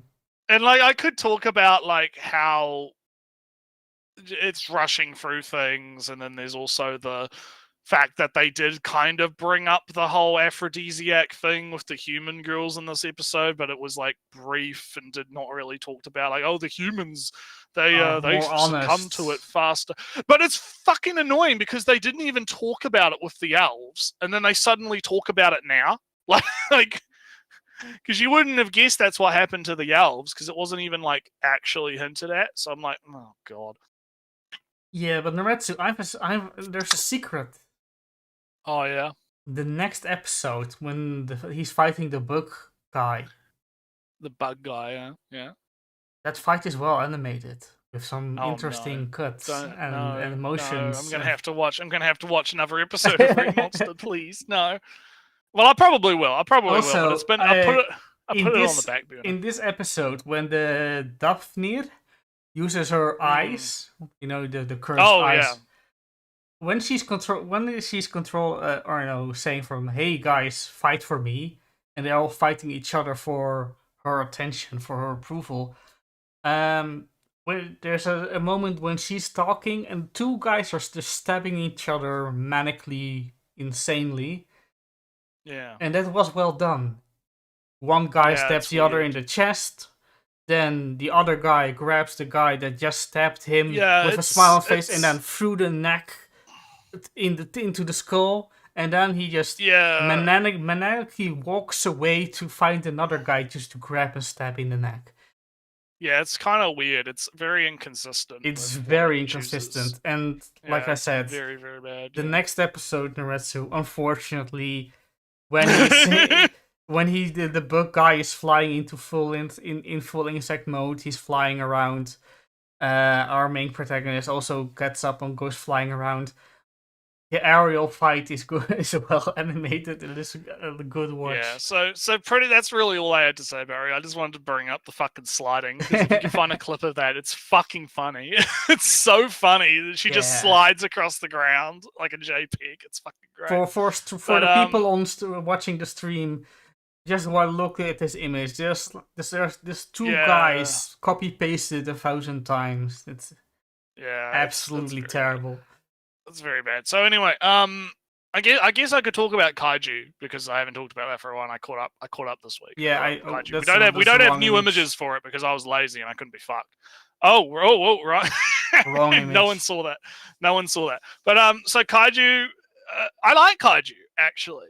I've been kind of getting into it because the general gist of what's going on in kaiju is he goes through like the initiation and it's presented as he's like the funny joke, haha, old man trying to join, right? Because you have all these people that are like Air Force, big Air Force guy, big 25-year-olds or 21-year-old, so-and-so, whatever. And then you have the yellow-haired girl in the bottom, and I'm going to talk about her in a minute. And she's like child prodigy, right? It's his art, Jenny. She's like child prodigy, big, high at top of the rank, big fitness, outdoes all the guys, right? Even without the suit on, right? Big, big energy, right? And he's kind of treated as like this sort of comedic. Look at the fat 30-year-old trying to join, right? And his friends trying to like back him up as well. And it's not like it's like bad ribbing. It's like it's played for laughs, but it's quite, it's still quite good. And then they get to like this trial where they have to eliminate monsters in like a controlled area, right?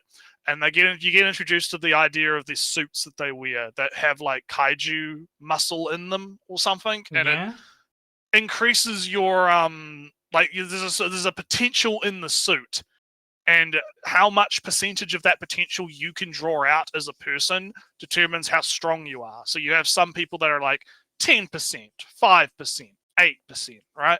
The yellow-haired girl is like 55% or something crazy, right? 55, she's like, yeah, big 55% of the suit's potential is being drawn out by her. She's big numbers. Our protagonist, 0. 0% potential. No potential whatsoever. And the co-commander, this guy with the squinty eyes, he's just laughing his ass off in the command room. He's like, we've never had a guy that's 0%. This guy's funny. I like him. He's cool. He's funny. Keep him around. He's funny. And then so they go into the arena, right? And they're all killing the monsters. And our protagonist, he shows his worth, right? Because even though he can't even hold the gun because it's too heavy and he has to use a pistol, he's giving like tips to everyone because he's worked in monster disposal. He knows these monsters inside and out. He knows their weak points. He knows where to shoot them. He knows, that monster is weak to flashbangs because it doesn't to stun grenades because it doesn't have like eyes. It uses hearing. So if you stun it with the stun grenade, then you could shoot its underbelly, which is its weak point and its softer tissue, right? And he's like telling this to everyone Tactical as they're support like, guy.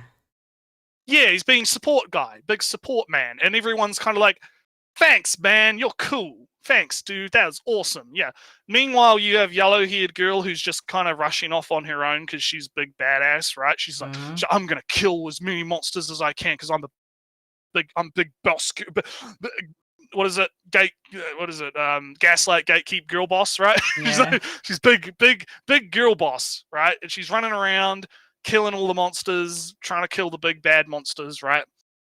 And eventually they kill all the monsters, and our man, he gets injured along the way, but his leg gets broken, and he's big. Oh, you should quit, but if you quit, you're not gonna make it, right? So you can't quit. So he like pulls himself together, and that 0% becomes a 0.1%. And he stands up on his broken leg and he's like, I'm gonna do this. I can do this. I'm gonna I can still fight. I can still do the stuff, right? And the guy at the command room is like, this comic relief guy, he's pretty cool. He's pretty cool. I like him. He's weak, but he's cool. So yeah, I've got a little bit to get through here because this is like 3 or 4 episodes I'm talking about because again I kind of backburned this for a little bit and then I just binged it one night, right? So the interesting thing comes up with yellow-haired girl because she goes and kills the boss monster, which ends the trial, right?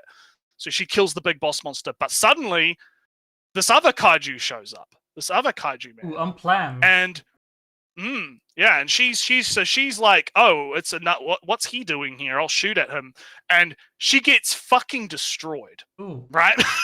She gets her shit kicked in by this kaiju that starts talking, and is like, you need to not bite bigger than you can chew, little girl, or something like that, right? And he like specifically aims for her joints to incapacitate her or something, and she's owned basically, right? Yeah. And even with the regenerative powers that the suit gives her, she's like, shit, what the fuck's going on here? I'm meant to be the big girl boss. I'm getting owned. What the fuck's going on here? And then you get flashbacks to her as a kid, and it turns out that you're gonna love this, Ellie. Big society time. Big society time. Turns out She's from a big rich family. Big man. Big dad is big defense man. Big defense guy. High expectations of daughter. Big. Oh, you got number 1 on the test. What the fuck are you celebrating for? You're expected to get number 1 on the test. That's not a big deal. If you make a big deal out of it, you're going to become weak. No, stop being proud. You need to be best of the best, biggest number 1, best girl. Because hints that the mum might have gotten killed by a kaiju at some point, and that's what kind of started. The dad's like, no, you're going to become big boss girl, right? But she's dealing with the fact that she's getting her ass handed to her by this new kaiju, which resurrects all of the other kaiju, but stronger as one of its other abilities. So all the other kaiju are getting back up, and they're all supercharged, including the one that she just killed. And she's having to kind of deal with that, right? And she's about to die, basically. But our hero, our big hero man, big kaiju man, decides to say, fuck it. Turns into the kaiju and saves her. Conveniently when all the drones have left, so there's no footage of what's going on. Conveniently, no one else sees him do this. But he shows up, and he's like, I'm glad you're safe. Please don't tell anyone about this. Please don't tell anyone. Please don't tell anyone about this. Please don't tell anyone about this. And then he does a one punch man on the kaiju, and it turns out that when he's in kaiju form, he is the strongest. The kaiju that was wrecking our big boss girl is like a 6.5, right? 10. Our man is like a 9.8. He's biggest kaiju ever seen. Big power kaiju big power. And they're like, what the fuck's going on here, right? So now yellow-haired girl has been accepted into the people that know about Kaiju Man, and she is like big grateful to Kaiju Man for saving her because and he treats her like an actual like person instead of you need to be big girl boss like the dad, right? Big girl boss, don't fail me, right? Big societal parental expectation, right? And so it goes on, and then the last episode I watched was basically just, here's like the training, right? They're doing big training, the characters interacting with each other. We get to find out motivations, blah, blah, blah, blah, blah. And it ends with basically, an actual kaiju has shown up. It's time to actual kaiju, right? Yeah.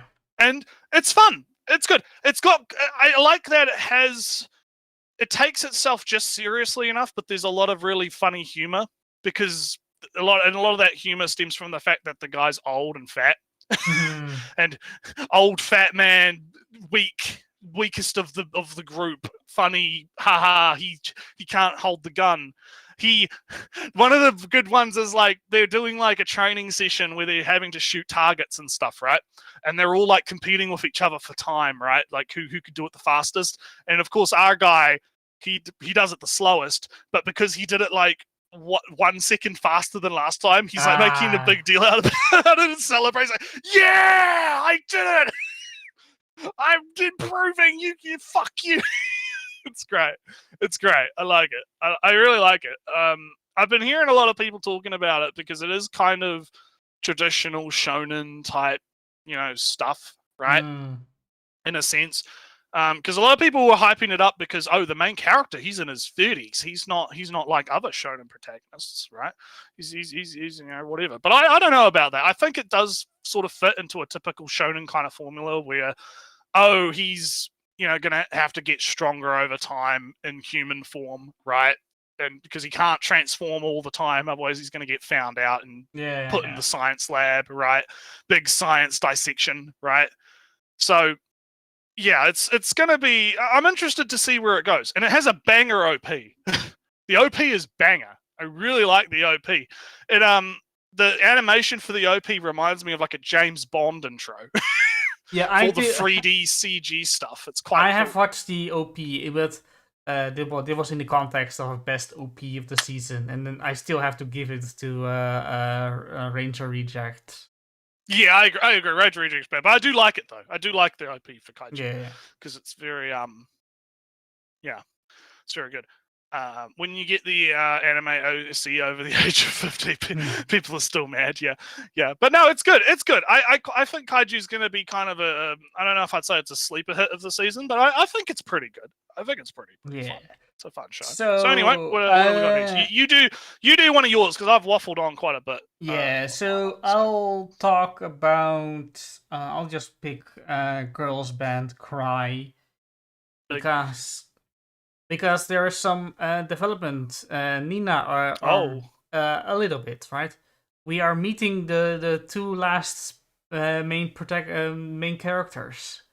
So the band is semi-complete of this moment because Nina is always a raging bull. When she wants something, she'll charge right ahead to it, and then everybody who kind of everyone better fucking get out the way. Yeah, and if they don't get out of the way, she'll stare very angrily with you until you either say do thing. Do thing. I'm looking at you angrily. Why aren't you doing the thing that I want? But Momoka, the actual professional guitarist in the group, she was in the band previously. She wanted to quit music, but Nina kind of convinced her to stay, and she does because she's still happy to. She likes doing the music, but she quit her previous super successful band because it became too commercial. It became a thing that she wasn't interested in. She's interested in writing music and playing music. Everything that is more serious. Not big on commercialization. Big do what audience wants. Well, even doing if we discovered, like I said, Nina's the worst character ever. In that she's so terrible and in human interactions. Like I mentioned, she's a great main protagonist. Everyone in the chat's like, "Oh wow, the stream's so short." I'm sorry. It's because look, the Mother's Base, we kind of blitzed through it. Yeah, we blitzed through the Mother's Basement video really quick. It was quite crazy. But anyway, I'll let you continue. But so Nina is now full into making the band big because her thing. I have to win against my imagined enemies, kind of also. I have to be better than the person who doesn't know that I exist. Yeah, that's our main character. Momoka is, if I have to compromise with big record label, with the audience, with my fellow band members, I'm out. Right. She'll just sit in the corner and say, well, I'm not feeling it. I quit. That's kind of her thing, right? So whenever when they talk about getting more followers, posting pictures to attract more followers on Twitter, she's already kind of out of it. Right. And this comes not to a head. This is the episode where it's kind of mentioned. I expect the next episode it will come to a head. Because in this episode, 2 new members are being introduced. A guitarist, melody writer, and a bassist. All right. And I mentioned before the show, the only real thing I've seen of this episode / this thing was apparently there was something about a Dutch angle. Her neck, girl's neck was crooked, and then there's a crack when she fixes it. People were talking about that on Twitter. Yeah, that's in the next episode because that episode comes like 5 hours before the stream, and I'm not. Yeah, it's kind of like, I think Ranger is similar. I can't remember. There's another show that's similar where it like comes out like the day before, so it's like don't really have time to watch it the day before when it comes out, like 2 hours before the stream. Yeah. But I expect there is a come to a head because 2 new members are joining the group. That means there will be more future compromises. More conflict, more conflict, more character dynamic. The 2 new characters that joined up already had record labels scout them and offer them contracts and whatnot. So it will be the two new members want to get big to play in the big stadium, while Momoka doesn't really feel like doing that at all. So there's going to be a big conflict in the future on the philosophy on what their goal as a band is going to be. Alright, well, sounds interesting. Yeah, and just to praise the anime a little bit on... These are all very mundane problems, but they are all very real, and so as always, the 3D relatable. relatable. Yeah, they're mundane and relatable. Just like, asking neighbors for the mowing. Asking neighbors for lawnmowers. All right, well, you do another one of yours because I'm gonna quickly I'll refill the waters and such. So I'll do a funny and do the Konosuba. Because last episode we got introduced to the concept of all those super overpowered artifacts that Aqua gives the people that she reincarnates or teleports into this world, are actually super duper dangerous and super easily to ruin the structure or the functioning of this fantasy world. In this episode, the artifact that can switch bodies can be used to grant yourself eternal life. If you just switch your bodies, kill the old body, you're now inside the new body. You can become immortal in that way. That's bad. So that artifact has to be taken in, sealed away, and never be seen by the world again. So, as Kazuma is kicked out of the castle once again, but he still wants to be the big brother to Eris, the princess.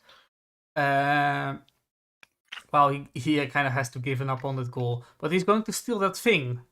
So Kazuma dons the mask that Valdi gives him. That apparently that is going to improve his complexion, circulation, something. Just general.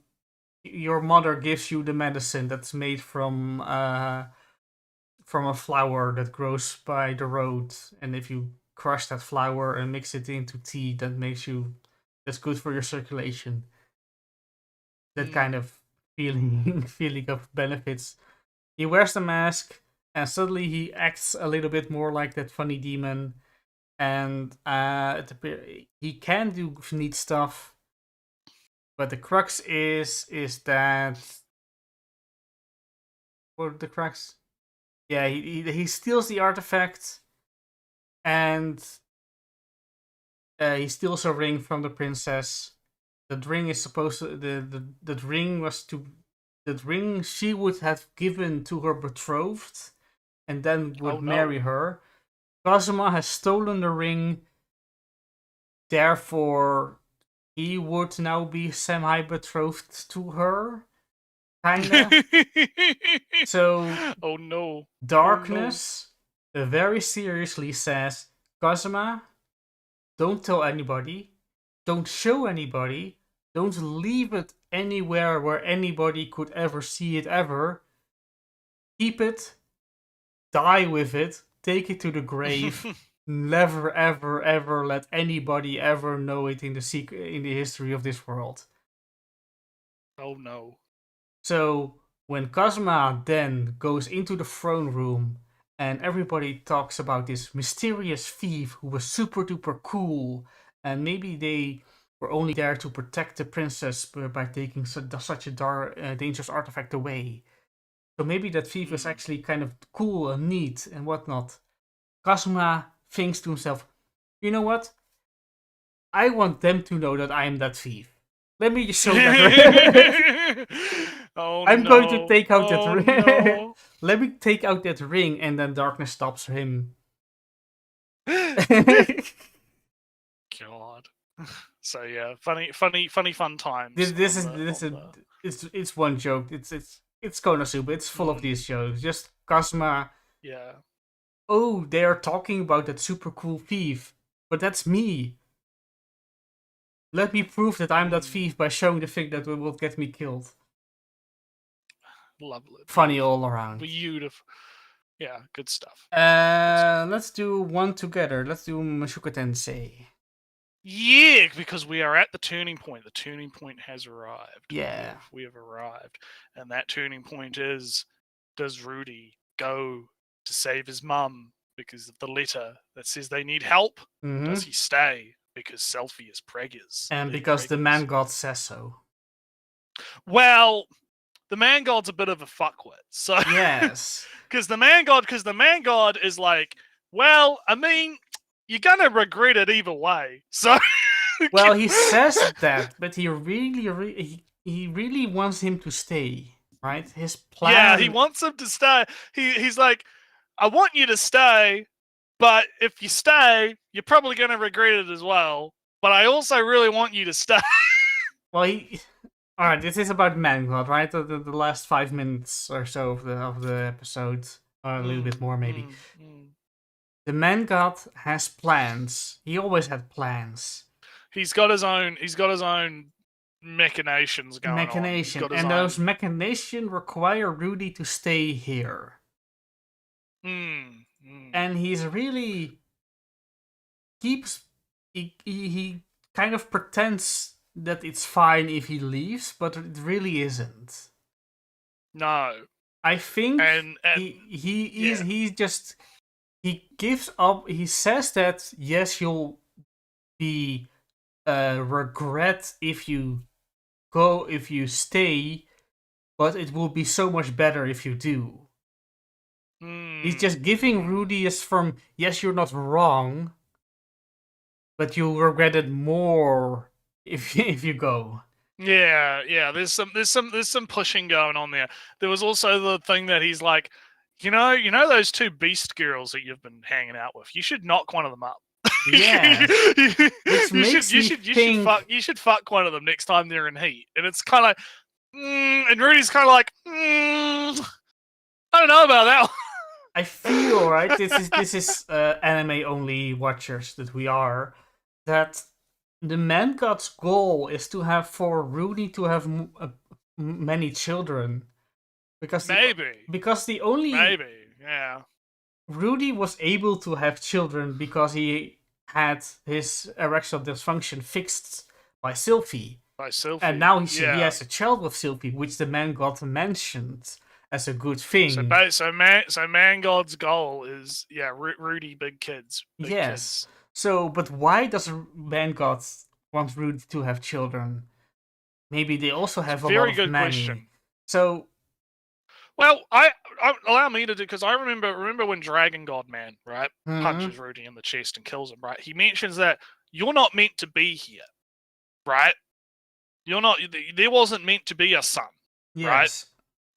Yeah. So perhaps the reason the man god wants Rudy to have more kids is because all of those kids are not meant to be, right? So they all stay outside of the machination. They can't be seen by the other gods, or at least by the dragon god. Perhaps that's the reason, is because if Rudy has more kids, they'll be part of, like, based on what I remember from that scene with the dragon guy killing him, like, he specifically says, you're not meant to be here. The Grey Rats weren't meant to have a son, so and so and so and so, right? It's still vague, right? Because Rudy is like drifting in and out of having, getting, oh fuck, I'm going to die, right? Mm-hmm. So there's kind of a little bit going on there, and I think that perhaps my theory is going to be that, Man God wants Rudy to have kids because those kids are also going to probably affect the world in a way that was not intended necessarily. Maybe not right away, but perhaps maybe when they grow up. I have maybe a supplement to that, in that the Dragon God and the Man God are at war in some way. Yeah, well, they're not friendly, at least. No. I imagine there's some plays being had around those two. Imagine that if the man god is kind of destined to lose. And so the man god's plan to prevent his own loss is to have Rudy, somebody who's outside of his destined defeat, do stuff and mess up his his destined defeat in some way. That's my running theory at the moment. The current running theory, yeah. It's definitely interesting, I think. I think there's definitely some interesting stuff. I still see that he's going to say, all right, have a child with Sylvie, have another child with Sylvie, and you're now also master of the beast races, so you now have Linnea. Next time, do Persinia, and go have big sex, man. Go. Yeah, have a big harm. Erectile dysfunction has been sorted. Show off your big mana, become headmaster, be a big guy, be a noble, be noble. You be crowned a noble by Prince Ariel, so now you can have nobility, have a noble have concubines, have a full house of Rudius, etc. That's kind of what I have little Rudies running around. Yeah, so he now has a full nobility title to himself, and that's maybe the man god can use that. Full nobility house in. Under his direction, under his influence. Yeah. If Rudy were to go, Rudy were just to go with his father before he was going to his magical school, right? He wouldn't pursue. He would never met Ariel, so he would have never really got into contact with nobility in that way. So his influence in the world would be much less. So I think Man God is just either going for lots of kids also, or maybe that's also part of it, but also just Rudy have more control over various places because he's big respect in magical school. If he is going to have a child with one of the daughters of the next tribe leaders, Rudy would be the de facto tribe leader of the entire clan. So that also kind of still involves children, but it's still true that Rudy in coming here has a lot of connections and influences and potential to be boss of places. Yeah. So there's definitely some interesting stuff going on. Yeah. We'll have to see how that progresses. Going back to summarize the Mother's Basement summary. Rudy kind of reconnects on a better relationship level with Norm. He helps out Norm. Norm is going to help him out, or was going to help him out with correcting the reputation. Regis book, yeah. Correcting the reputation of the Spurts. Aisha is getting money, doing stuff that she kind of wants for herself, not just homework. And Rudy is having the good life until that letter came, and then the entire Man God conversation. Yeah, and and there was also some other little tidbits like we learned about. You've got the picture of the chastity cage for what's her name there too. It might be a chastity case. It might fit over your head or some weird. No, I mean, come on. It's so crude. It could be anything, right? It could be over the breast. I don't know. Plausible deniability, but no, it's So pretty much that kind of progresses. Although it is hinted that perhaps she's going to break up with him because of reasons. She might go with Rudy, right, to help the dad out and such. So we'll see what happens there. We also got another instance of our boy Glasses Muscle Man being a real one. What a fucking Chad. He's just like, bro, I will support you no matter what. It's fucking great. Yeah. What a fucking king. What a cool dude. But yeah, no, so it's definitely an interesting turning point, and obviously the ending is that yes, Rudy is going to go and try and assist his dad. So we will see what kind of comes of that. We don't get an episode this week, but we'll get an episode next week. So I forgot. We're gonna have to wait. The next episode would be not there. Yeah, because it's going to be a special episode for I think it's like just the staff or something. So yeah, no episode this coming like next week. We won't be talking about episode, but still interesting stuff coming from the Mashoko Tensei. Right. Also, to address quickly, chat. No, Sam, I didn't check the recent community post. I didn't really receive any notifications from the YouTube that there was. I'll check. I'll check. Yeah. And yeah, that's it. Right. Oh yeah, that's Samu's. That's the addressing of Samu. Okay. Very, very, very, very good. Very good. Very good. So, what do we got next on the docket? I'll do one of mine because I am very watching stuff that only I am watching this season. yeah, only watching. Yeah. Also, next episode of Jellyfish that can't swim in the night. Commissions, Naretsu. They're doing a commission. Big commissions, yes. Commission to write a song for the idol that was in the first episode that they crashed and made their own stream out of. So she now comes in from, hey, those posters you ripped down, they cost me money. Yes. Would you do a commission for me, please? But Naretsu, it turns out that this idol has been going on. She started when she was like 16, and she's been going when she started when she was 18, and she's trying now for 14 years. As you do. 14 plus 18 is... Oh, shit. Uh-oh. Uh-oh. Uh-oh. She is 31 at the moment. She has a daughter. She's divorced. She works at a restaurant. Big hag energy. Big hag energy. But she keeps it all secret. She says she takes her big, gyudon.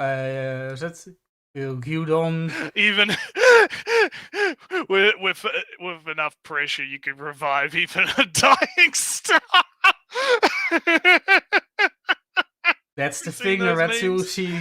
She's been threatened to be fired from her production because she doesn't have a good enough hit. So she needs a hit to be a star, Naretsu. Oh boy! But this episode goes into a little bit of the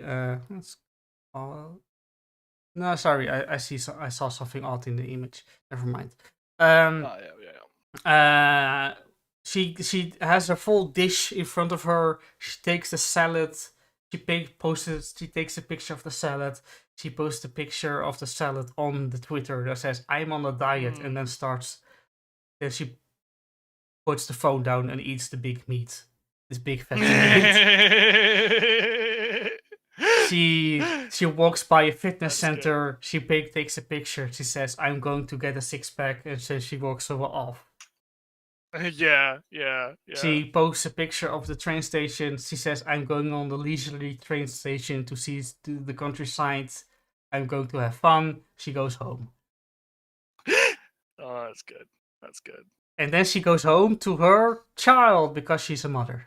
Yes, because she's got big mom energy. Big mom energy. Yeah, and child and mom have a good relationship. Child likes wearing cute costumes. Mother likes wearing cute costumes. Making cute costumes. It's all fine and good, but the only real thing is that child is kind of semi-embarrassed for her mother. Because mother is old and an idol, and she herself likes cute costume, but she can't really wear them in public because people make fun of her when she wears overly fancy cute costumes. Anyway, concert time with the commissioned song. Mother gets a message. My daughter is getting bullied. Oh no. What does mother do? Goodbye concert. I'm going to my daughter. She's being bullied for wearing a cute costume. Can't have that. So can't have that. So our actual main characters are forced on stage real quick to do a song, and our artist has the job of striking a triangle thing, the instrument. At the end of the song, just hit the thing and make a sound. That's her instrument for the day. And then she stops the bullying. She reveals that she's 32. She's divorced. She has a child. Fans, deal with it. I am now deal with it. Yeah, fans deal. Deal with it. I'm a mother. I'm a mother idol. Look, we can revive the dying star. And it's that's okay. and she's being her video, her song is more popular than ever because big secret reveal, big unique energy of her being a mother. Yeah, big hag energy. Yeah. So she did her.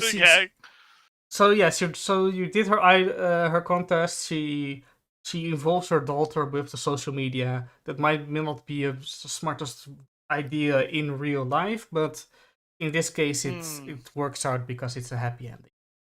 It's an anime. It's another episode of dealing with pressures and perceptions and being true to who you are. Good stuff, Naretsu. Yeah, always good. Always good. Sounds good. I might, like I said, I've got it on the back burner. Let's do the Rangers now. Yes, very interesting Ranger episode this week. I feel this is the episode 5. It's the first episode we're going to properly going into the structure of the show. Yeah, we get introduced to some new cast members, some new members of the Rangers. Slightly contrived way of introducing them, but it's functional. It works, yeah, and we also I like how our man just has a waifu in the cupboard. Yeah, just has a waifu stuck in the cupboard because why not? Why not? So yeah, basically our man has infiltrated the ranger building. But he's kind of the lowest of the lowing rank because this whole facility's purpose is for them to fight each other, and then based on their results, they are placed with a ranger team. Yeah, so they are all trainees at the moment. Yeah, and we basically go through the here is going to be our rivals, I guess, for the coming co-workers. Because I suspect this is going to go through the typical shonen tournament arc type thing where they're going to fight each other to and our ranger man is going to have to figure out how he's going to circumnavigate the fact that he is actually a duster. Yeah, so we will see how that kind of works out for him. But he has friends in high places. Yes. Because it's revealed that sister, who is still alive but in a wheelchair, is Pink Ranger. Yes. Big reveal.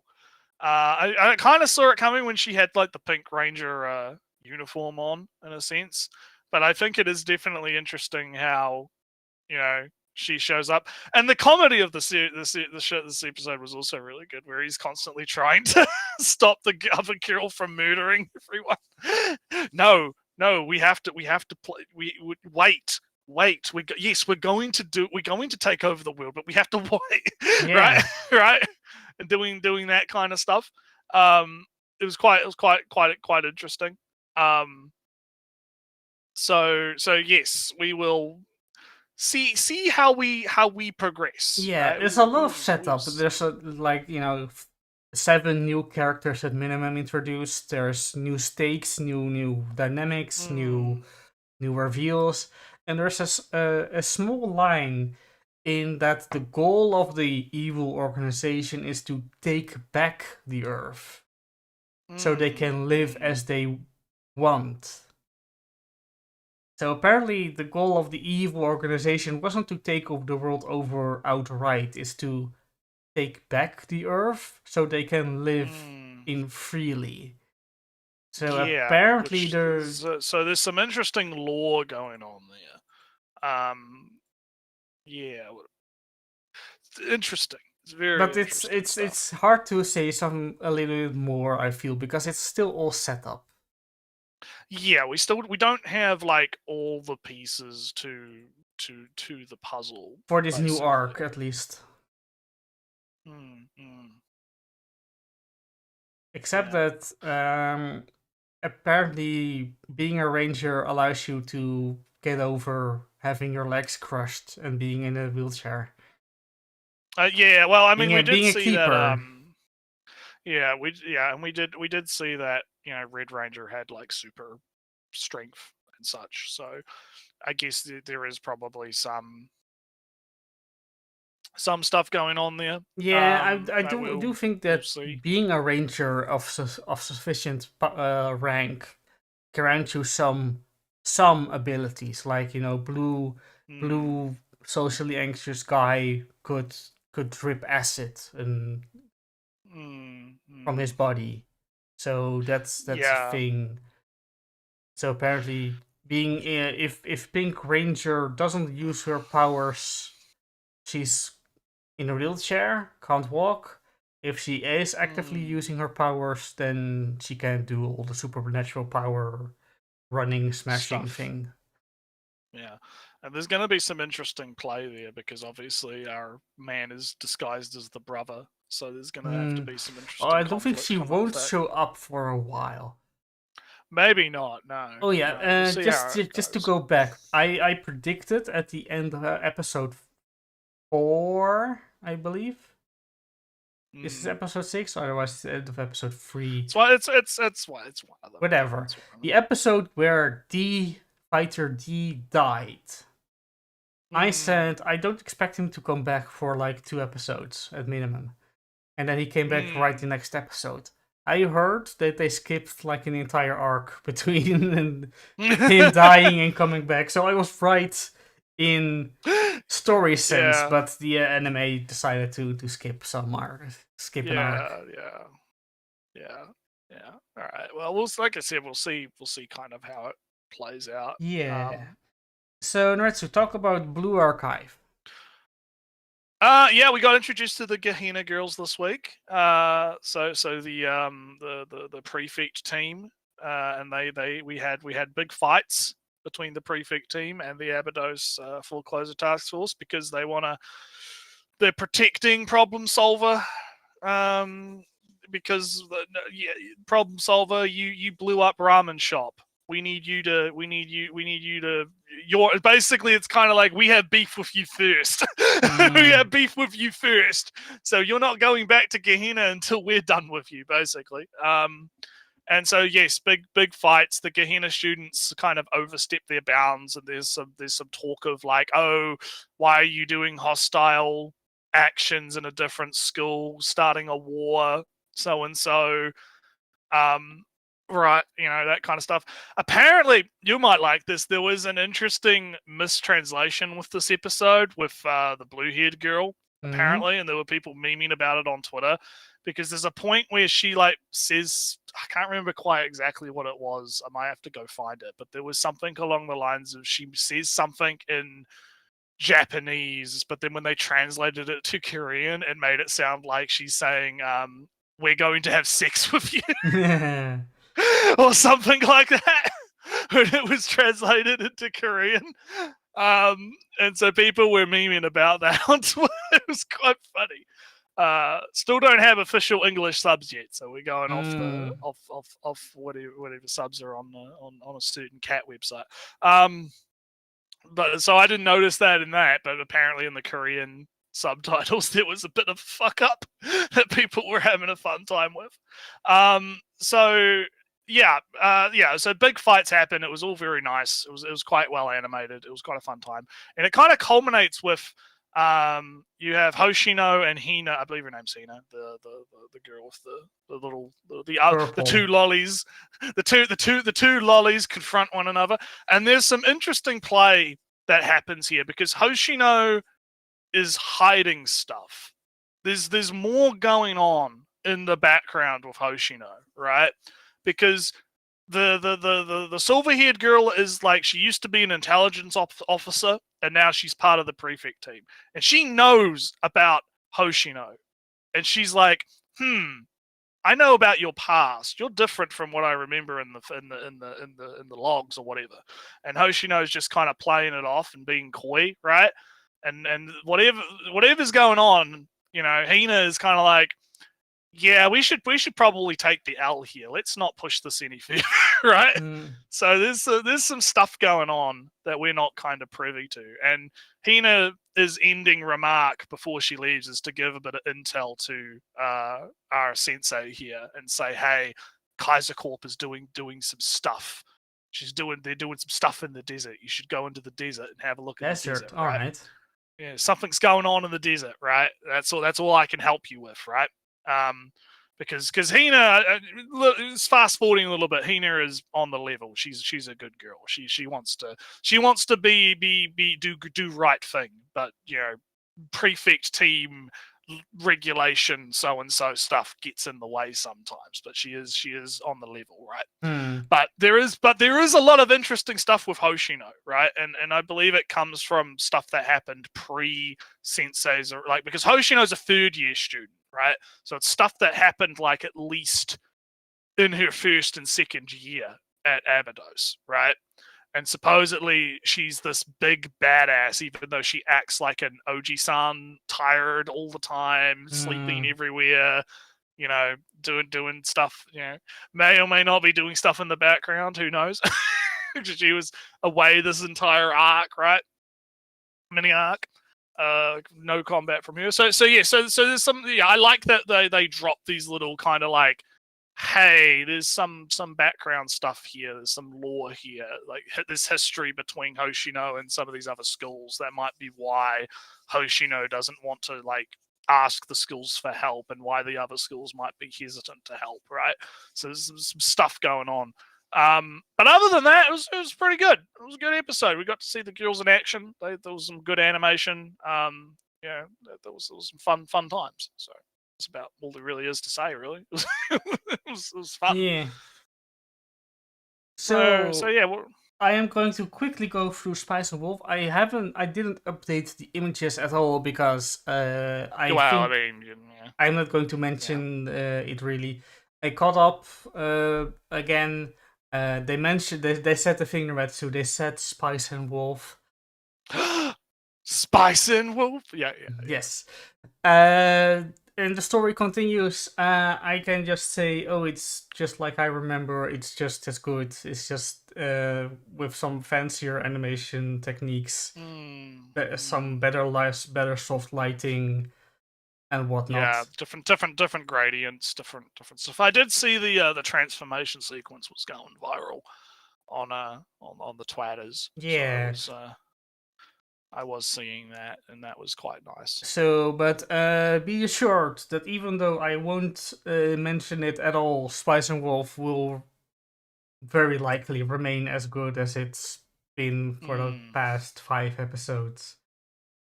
Yeah, when peak is still peak. How can I say? It's one of those things where it's like, what else I'm still at the peak, Naretsu. It's still it's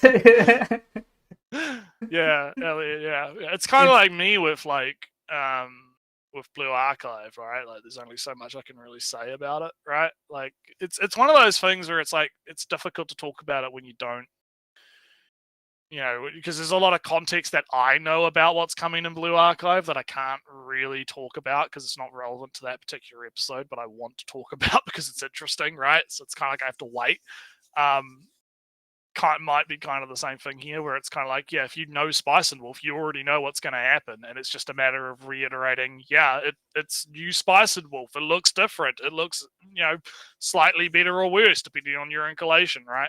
Mm-hmm. Oh, I did actually. This was something on Twitter. You'll like this.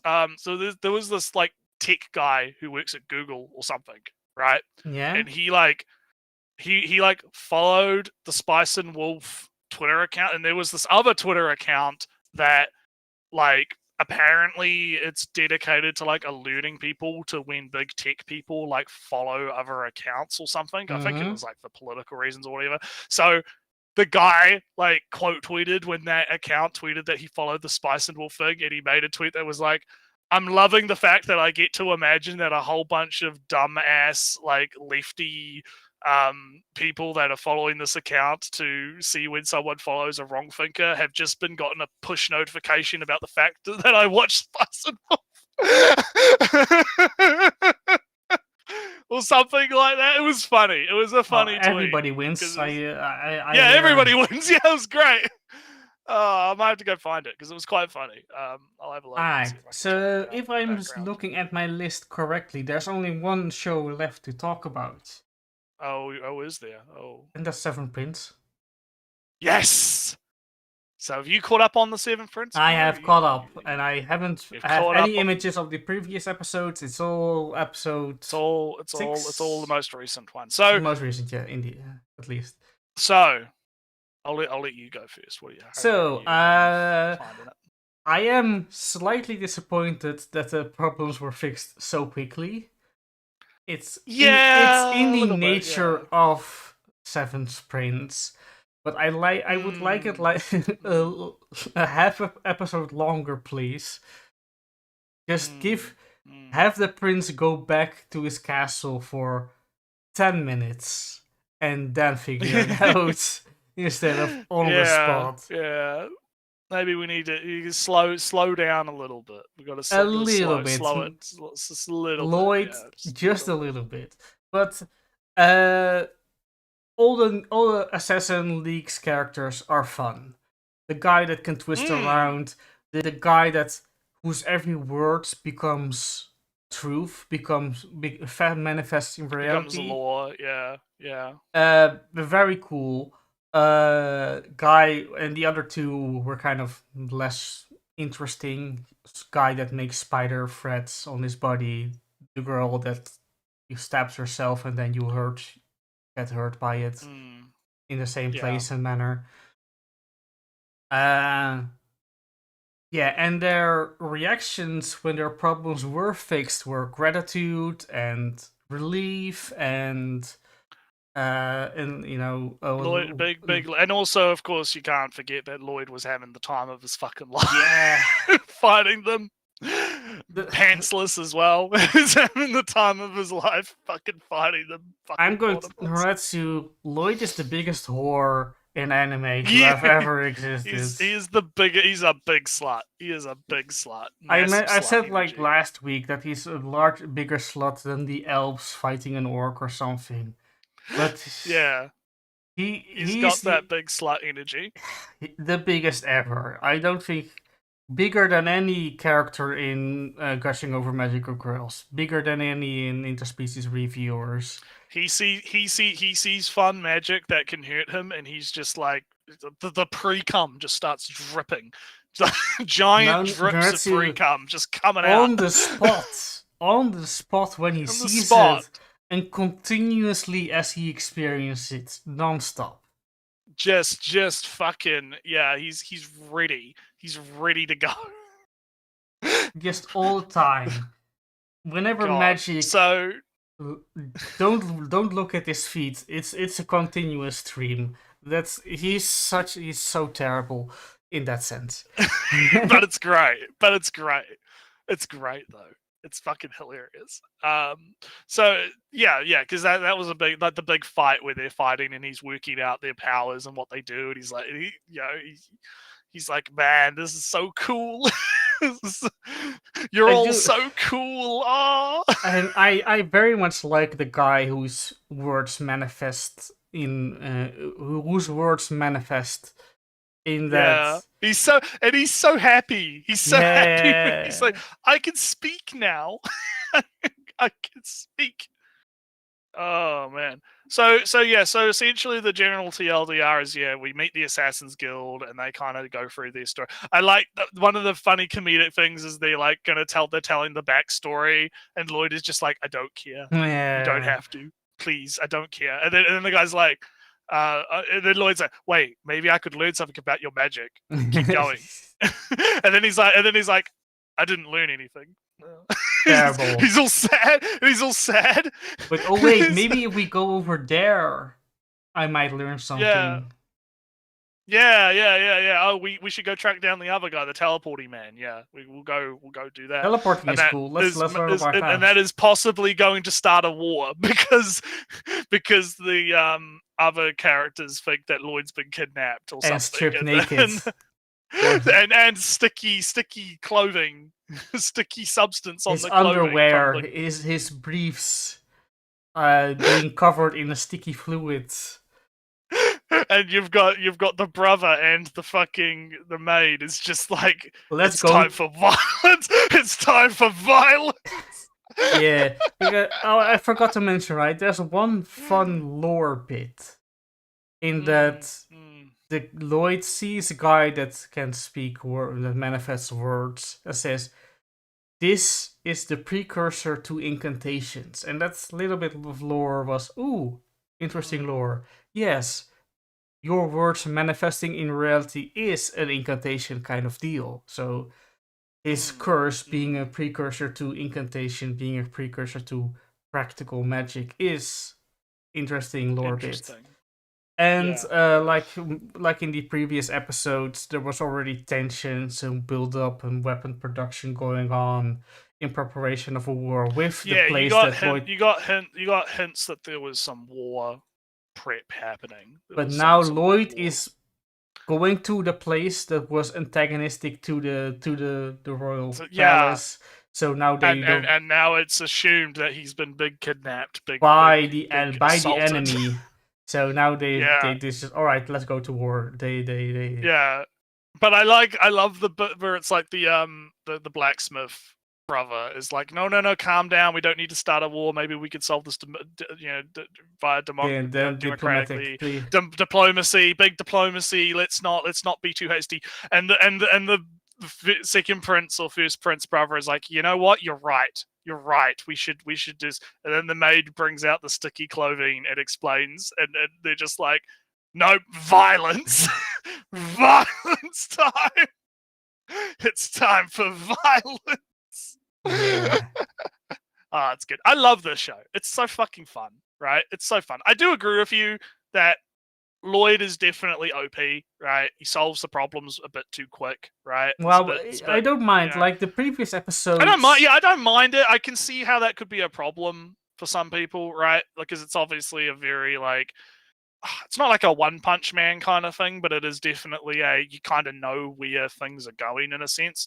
However, I feel like there's enough, comedy and intrigue and stuff around that. It's kind of the similar to One Punch Man in that respect, where it's, the world is more kind of interesting than Lloyd in a sense, right? There's stuff happening Lloyd, in the world that's all right. So this big critical time, right? Going to critique. Yeah, critical critique time. Yeah, critical critique. Big critical time. Lloyd isn't enough of a natural disaster in the world yet to make the world interesting of a place. Lloyd is still a little bit too stuck in his royal position of a seventh prince to really to be the wrecking ball of natural disaster that he is.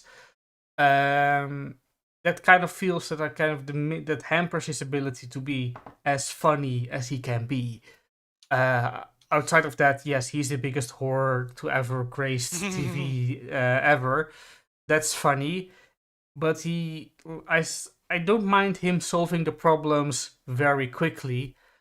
My problem here was that he kind of solved the problem instantly. The only reason why he didn't solve the problem the moment that he saw them was he wanted to see the magic happen. He could have solved the problems of her releasing toxic mana everywhere the moment that they first meet, basically. But he wanted to go. He wanted to know where her hideout was. That was the thing. So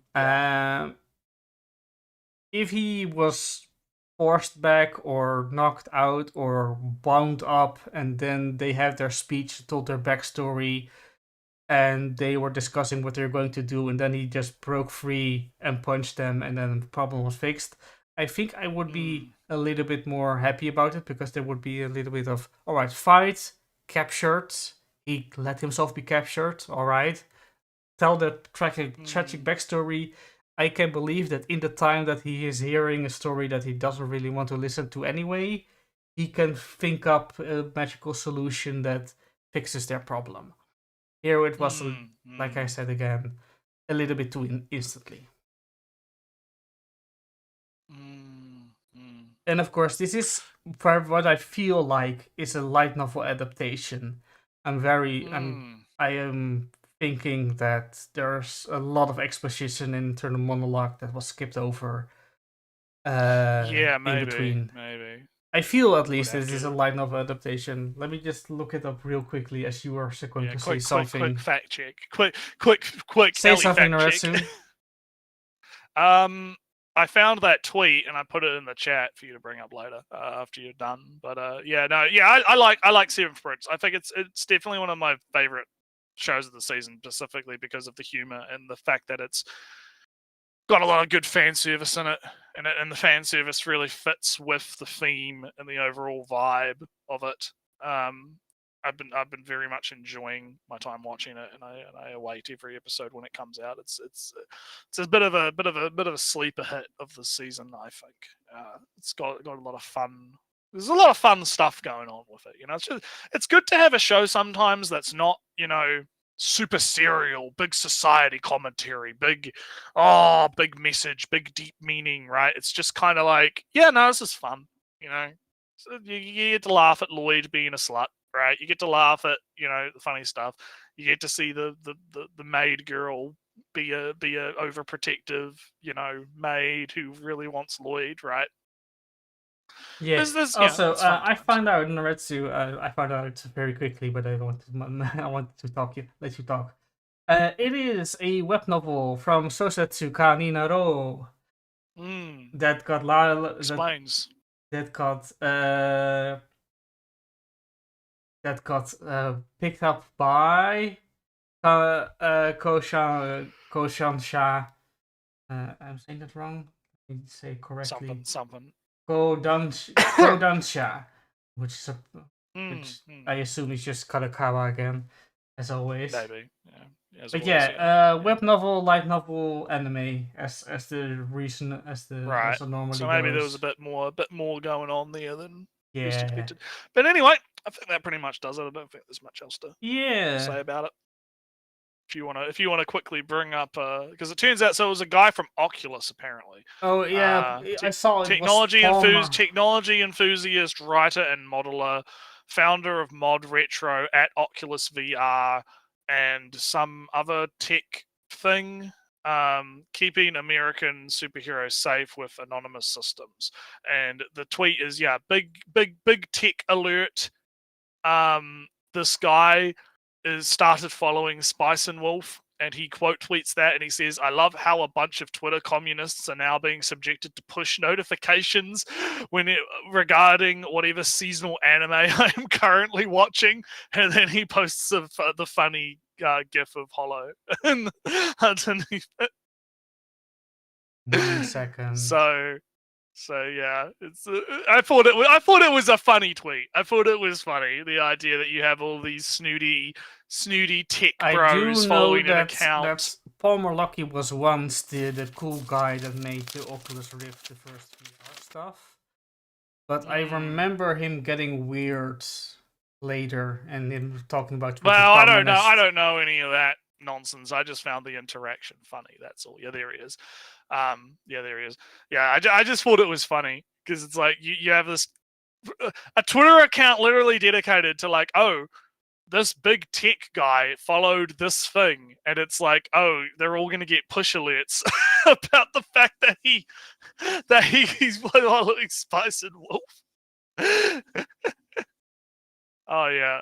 Big tech alert. He's no longer following. Oh, humane. That's not the weird ass AI thing, right? I don't know. I saw some. I don't know why you would fucking like. This seems like such a weird account to follow, right? Well, it might. Oh yeah, that's that fucking thing. I don't know. You heard about that? It's like an AI pin or something. Yeah, that goes on your shirt, and it was terrible. It was fucking horrifically bad. It was. It's completely fake. This is. I'm not going to dismiss this thing because this is interesting stuff. In the end. The thing with it was was like the idea is cool, right? The idea of like you have like a pin that shines like a hologram on your hand and stuff. Oh no, I'm talking about the big tech alert thing. Oh, accounts. I just think it's like, why would I want to like know when certain, like, who cares? Who cares if someone follows? I feel oh no, Humane unfollowed so and so, or Humane, or like, the Meta Quest followed whatever. CEO of fucking whatever followed whoever. Like, who gives a shit? Fucking, why would you care? Who cares? I feel it's more for if you want to actually track what the big, it says. But why would you? But would you track them for what reason though? Like, why? No! Like, what's that one that you're on now? Because they're CEOs and big tech. Yeah, but who cares? They're CEOs. They're big barely tech, human big anyway. Tech Who gives a shit? Big tech rules the world, and therefore it's interesting. It's good to know what big tech I don't is think up it's to. interesting. I think it's listen. I think you're falling for the mesmerizer. Have you heard about that? You heard about that? I don't know who that is. The hot ARG Miku thing that's taking the internet by storm. The mesmerizer. No. So, okay, this will be like probably the end of the stream thing, right? Because I got into this last night and I was chatting with Mandark about it for like 2 in the morning because it was great. So you know about the Deco song, the Bunny Hole one, right? The one that had that animation that went viral with the girl, the bunny girl. So the animator behind that did another music video for another guy, and it's called Mesmerizer. It's like a little 2-minute song, right? And the whole thing is just filled with weird subliminal hidden messages and hidden meanings and cries for help, basically.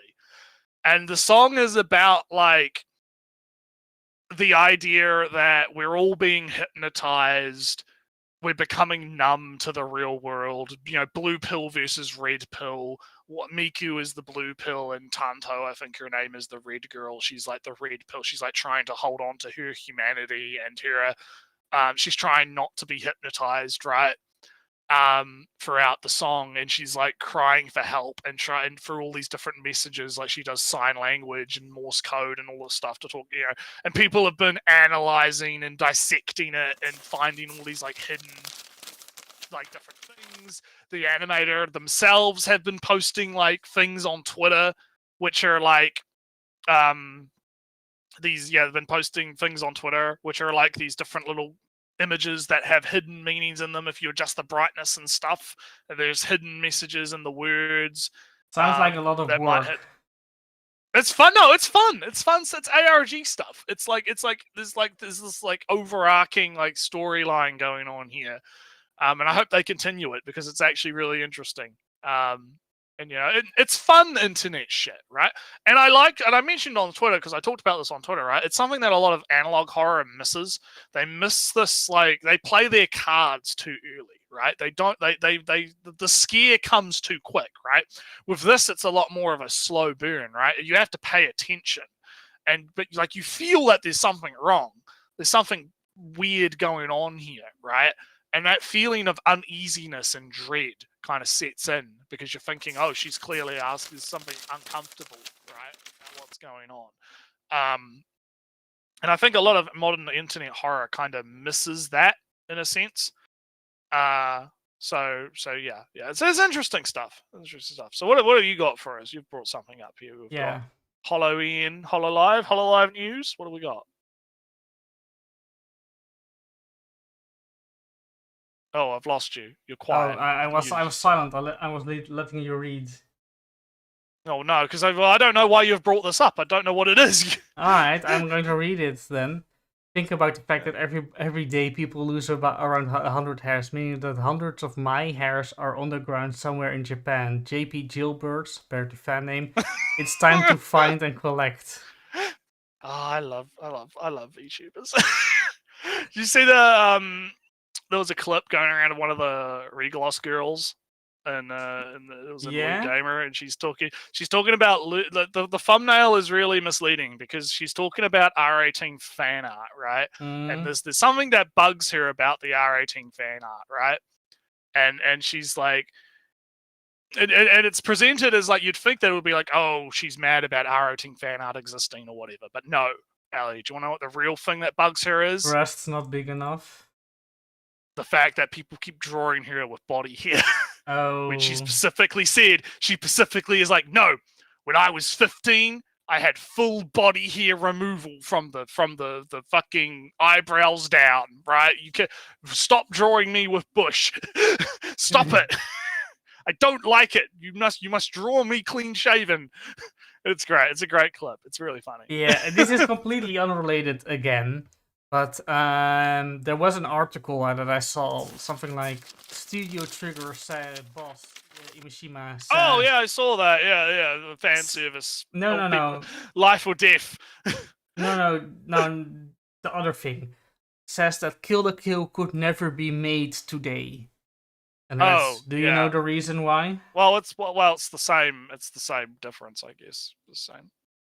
The reason why Kill la Kill could never be made today is because they gained experience as a studio, and Kill la Kill was a project that was way too big for them, and now they have the experience to properly assess how big a project is. So Kill la Kill wouldn't be made because it would be outside of their scale. Oof. But they made it anyway. They made it anyway.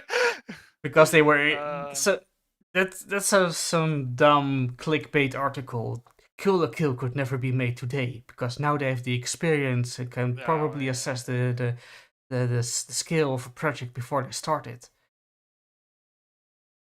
So yeah, like any project, like anything that we ever do. Yeah. So anyway, I guess that pretty much does it for the stream today. We extended a little bit with some meaningless talk at the end.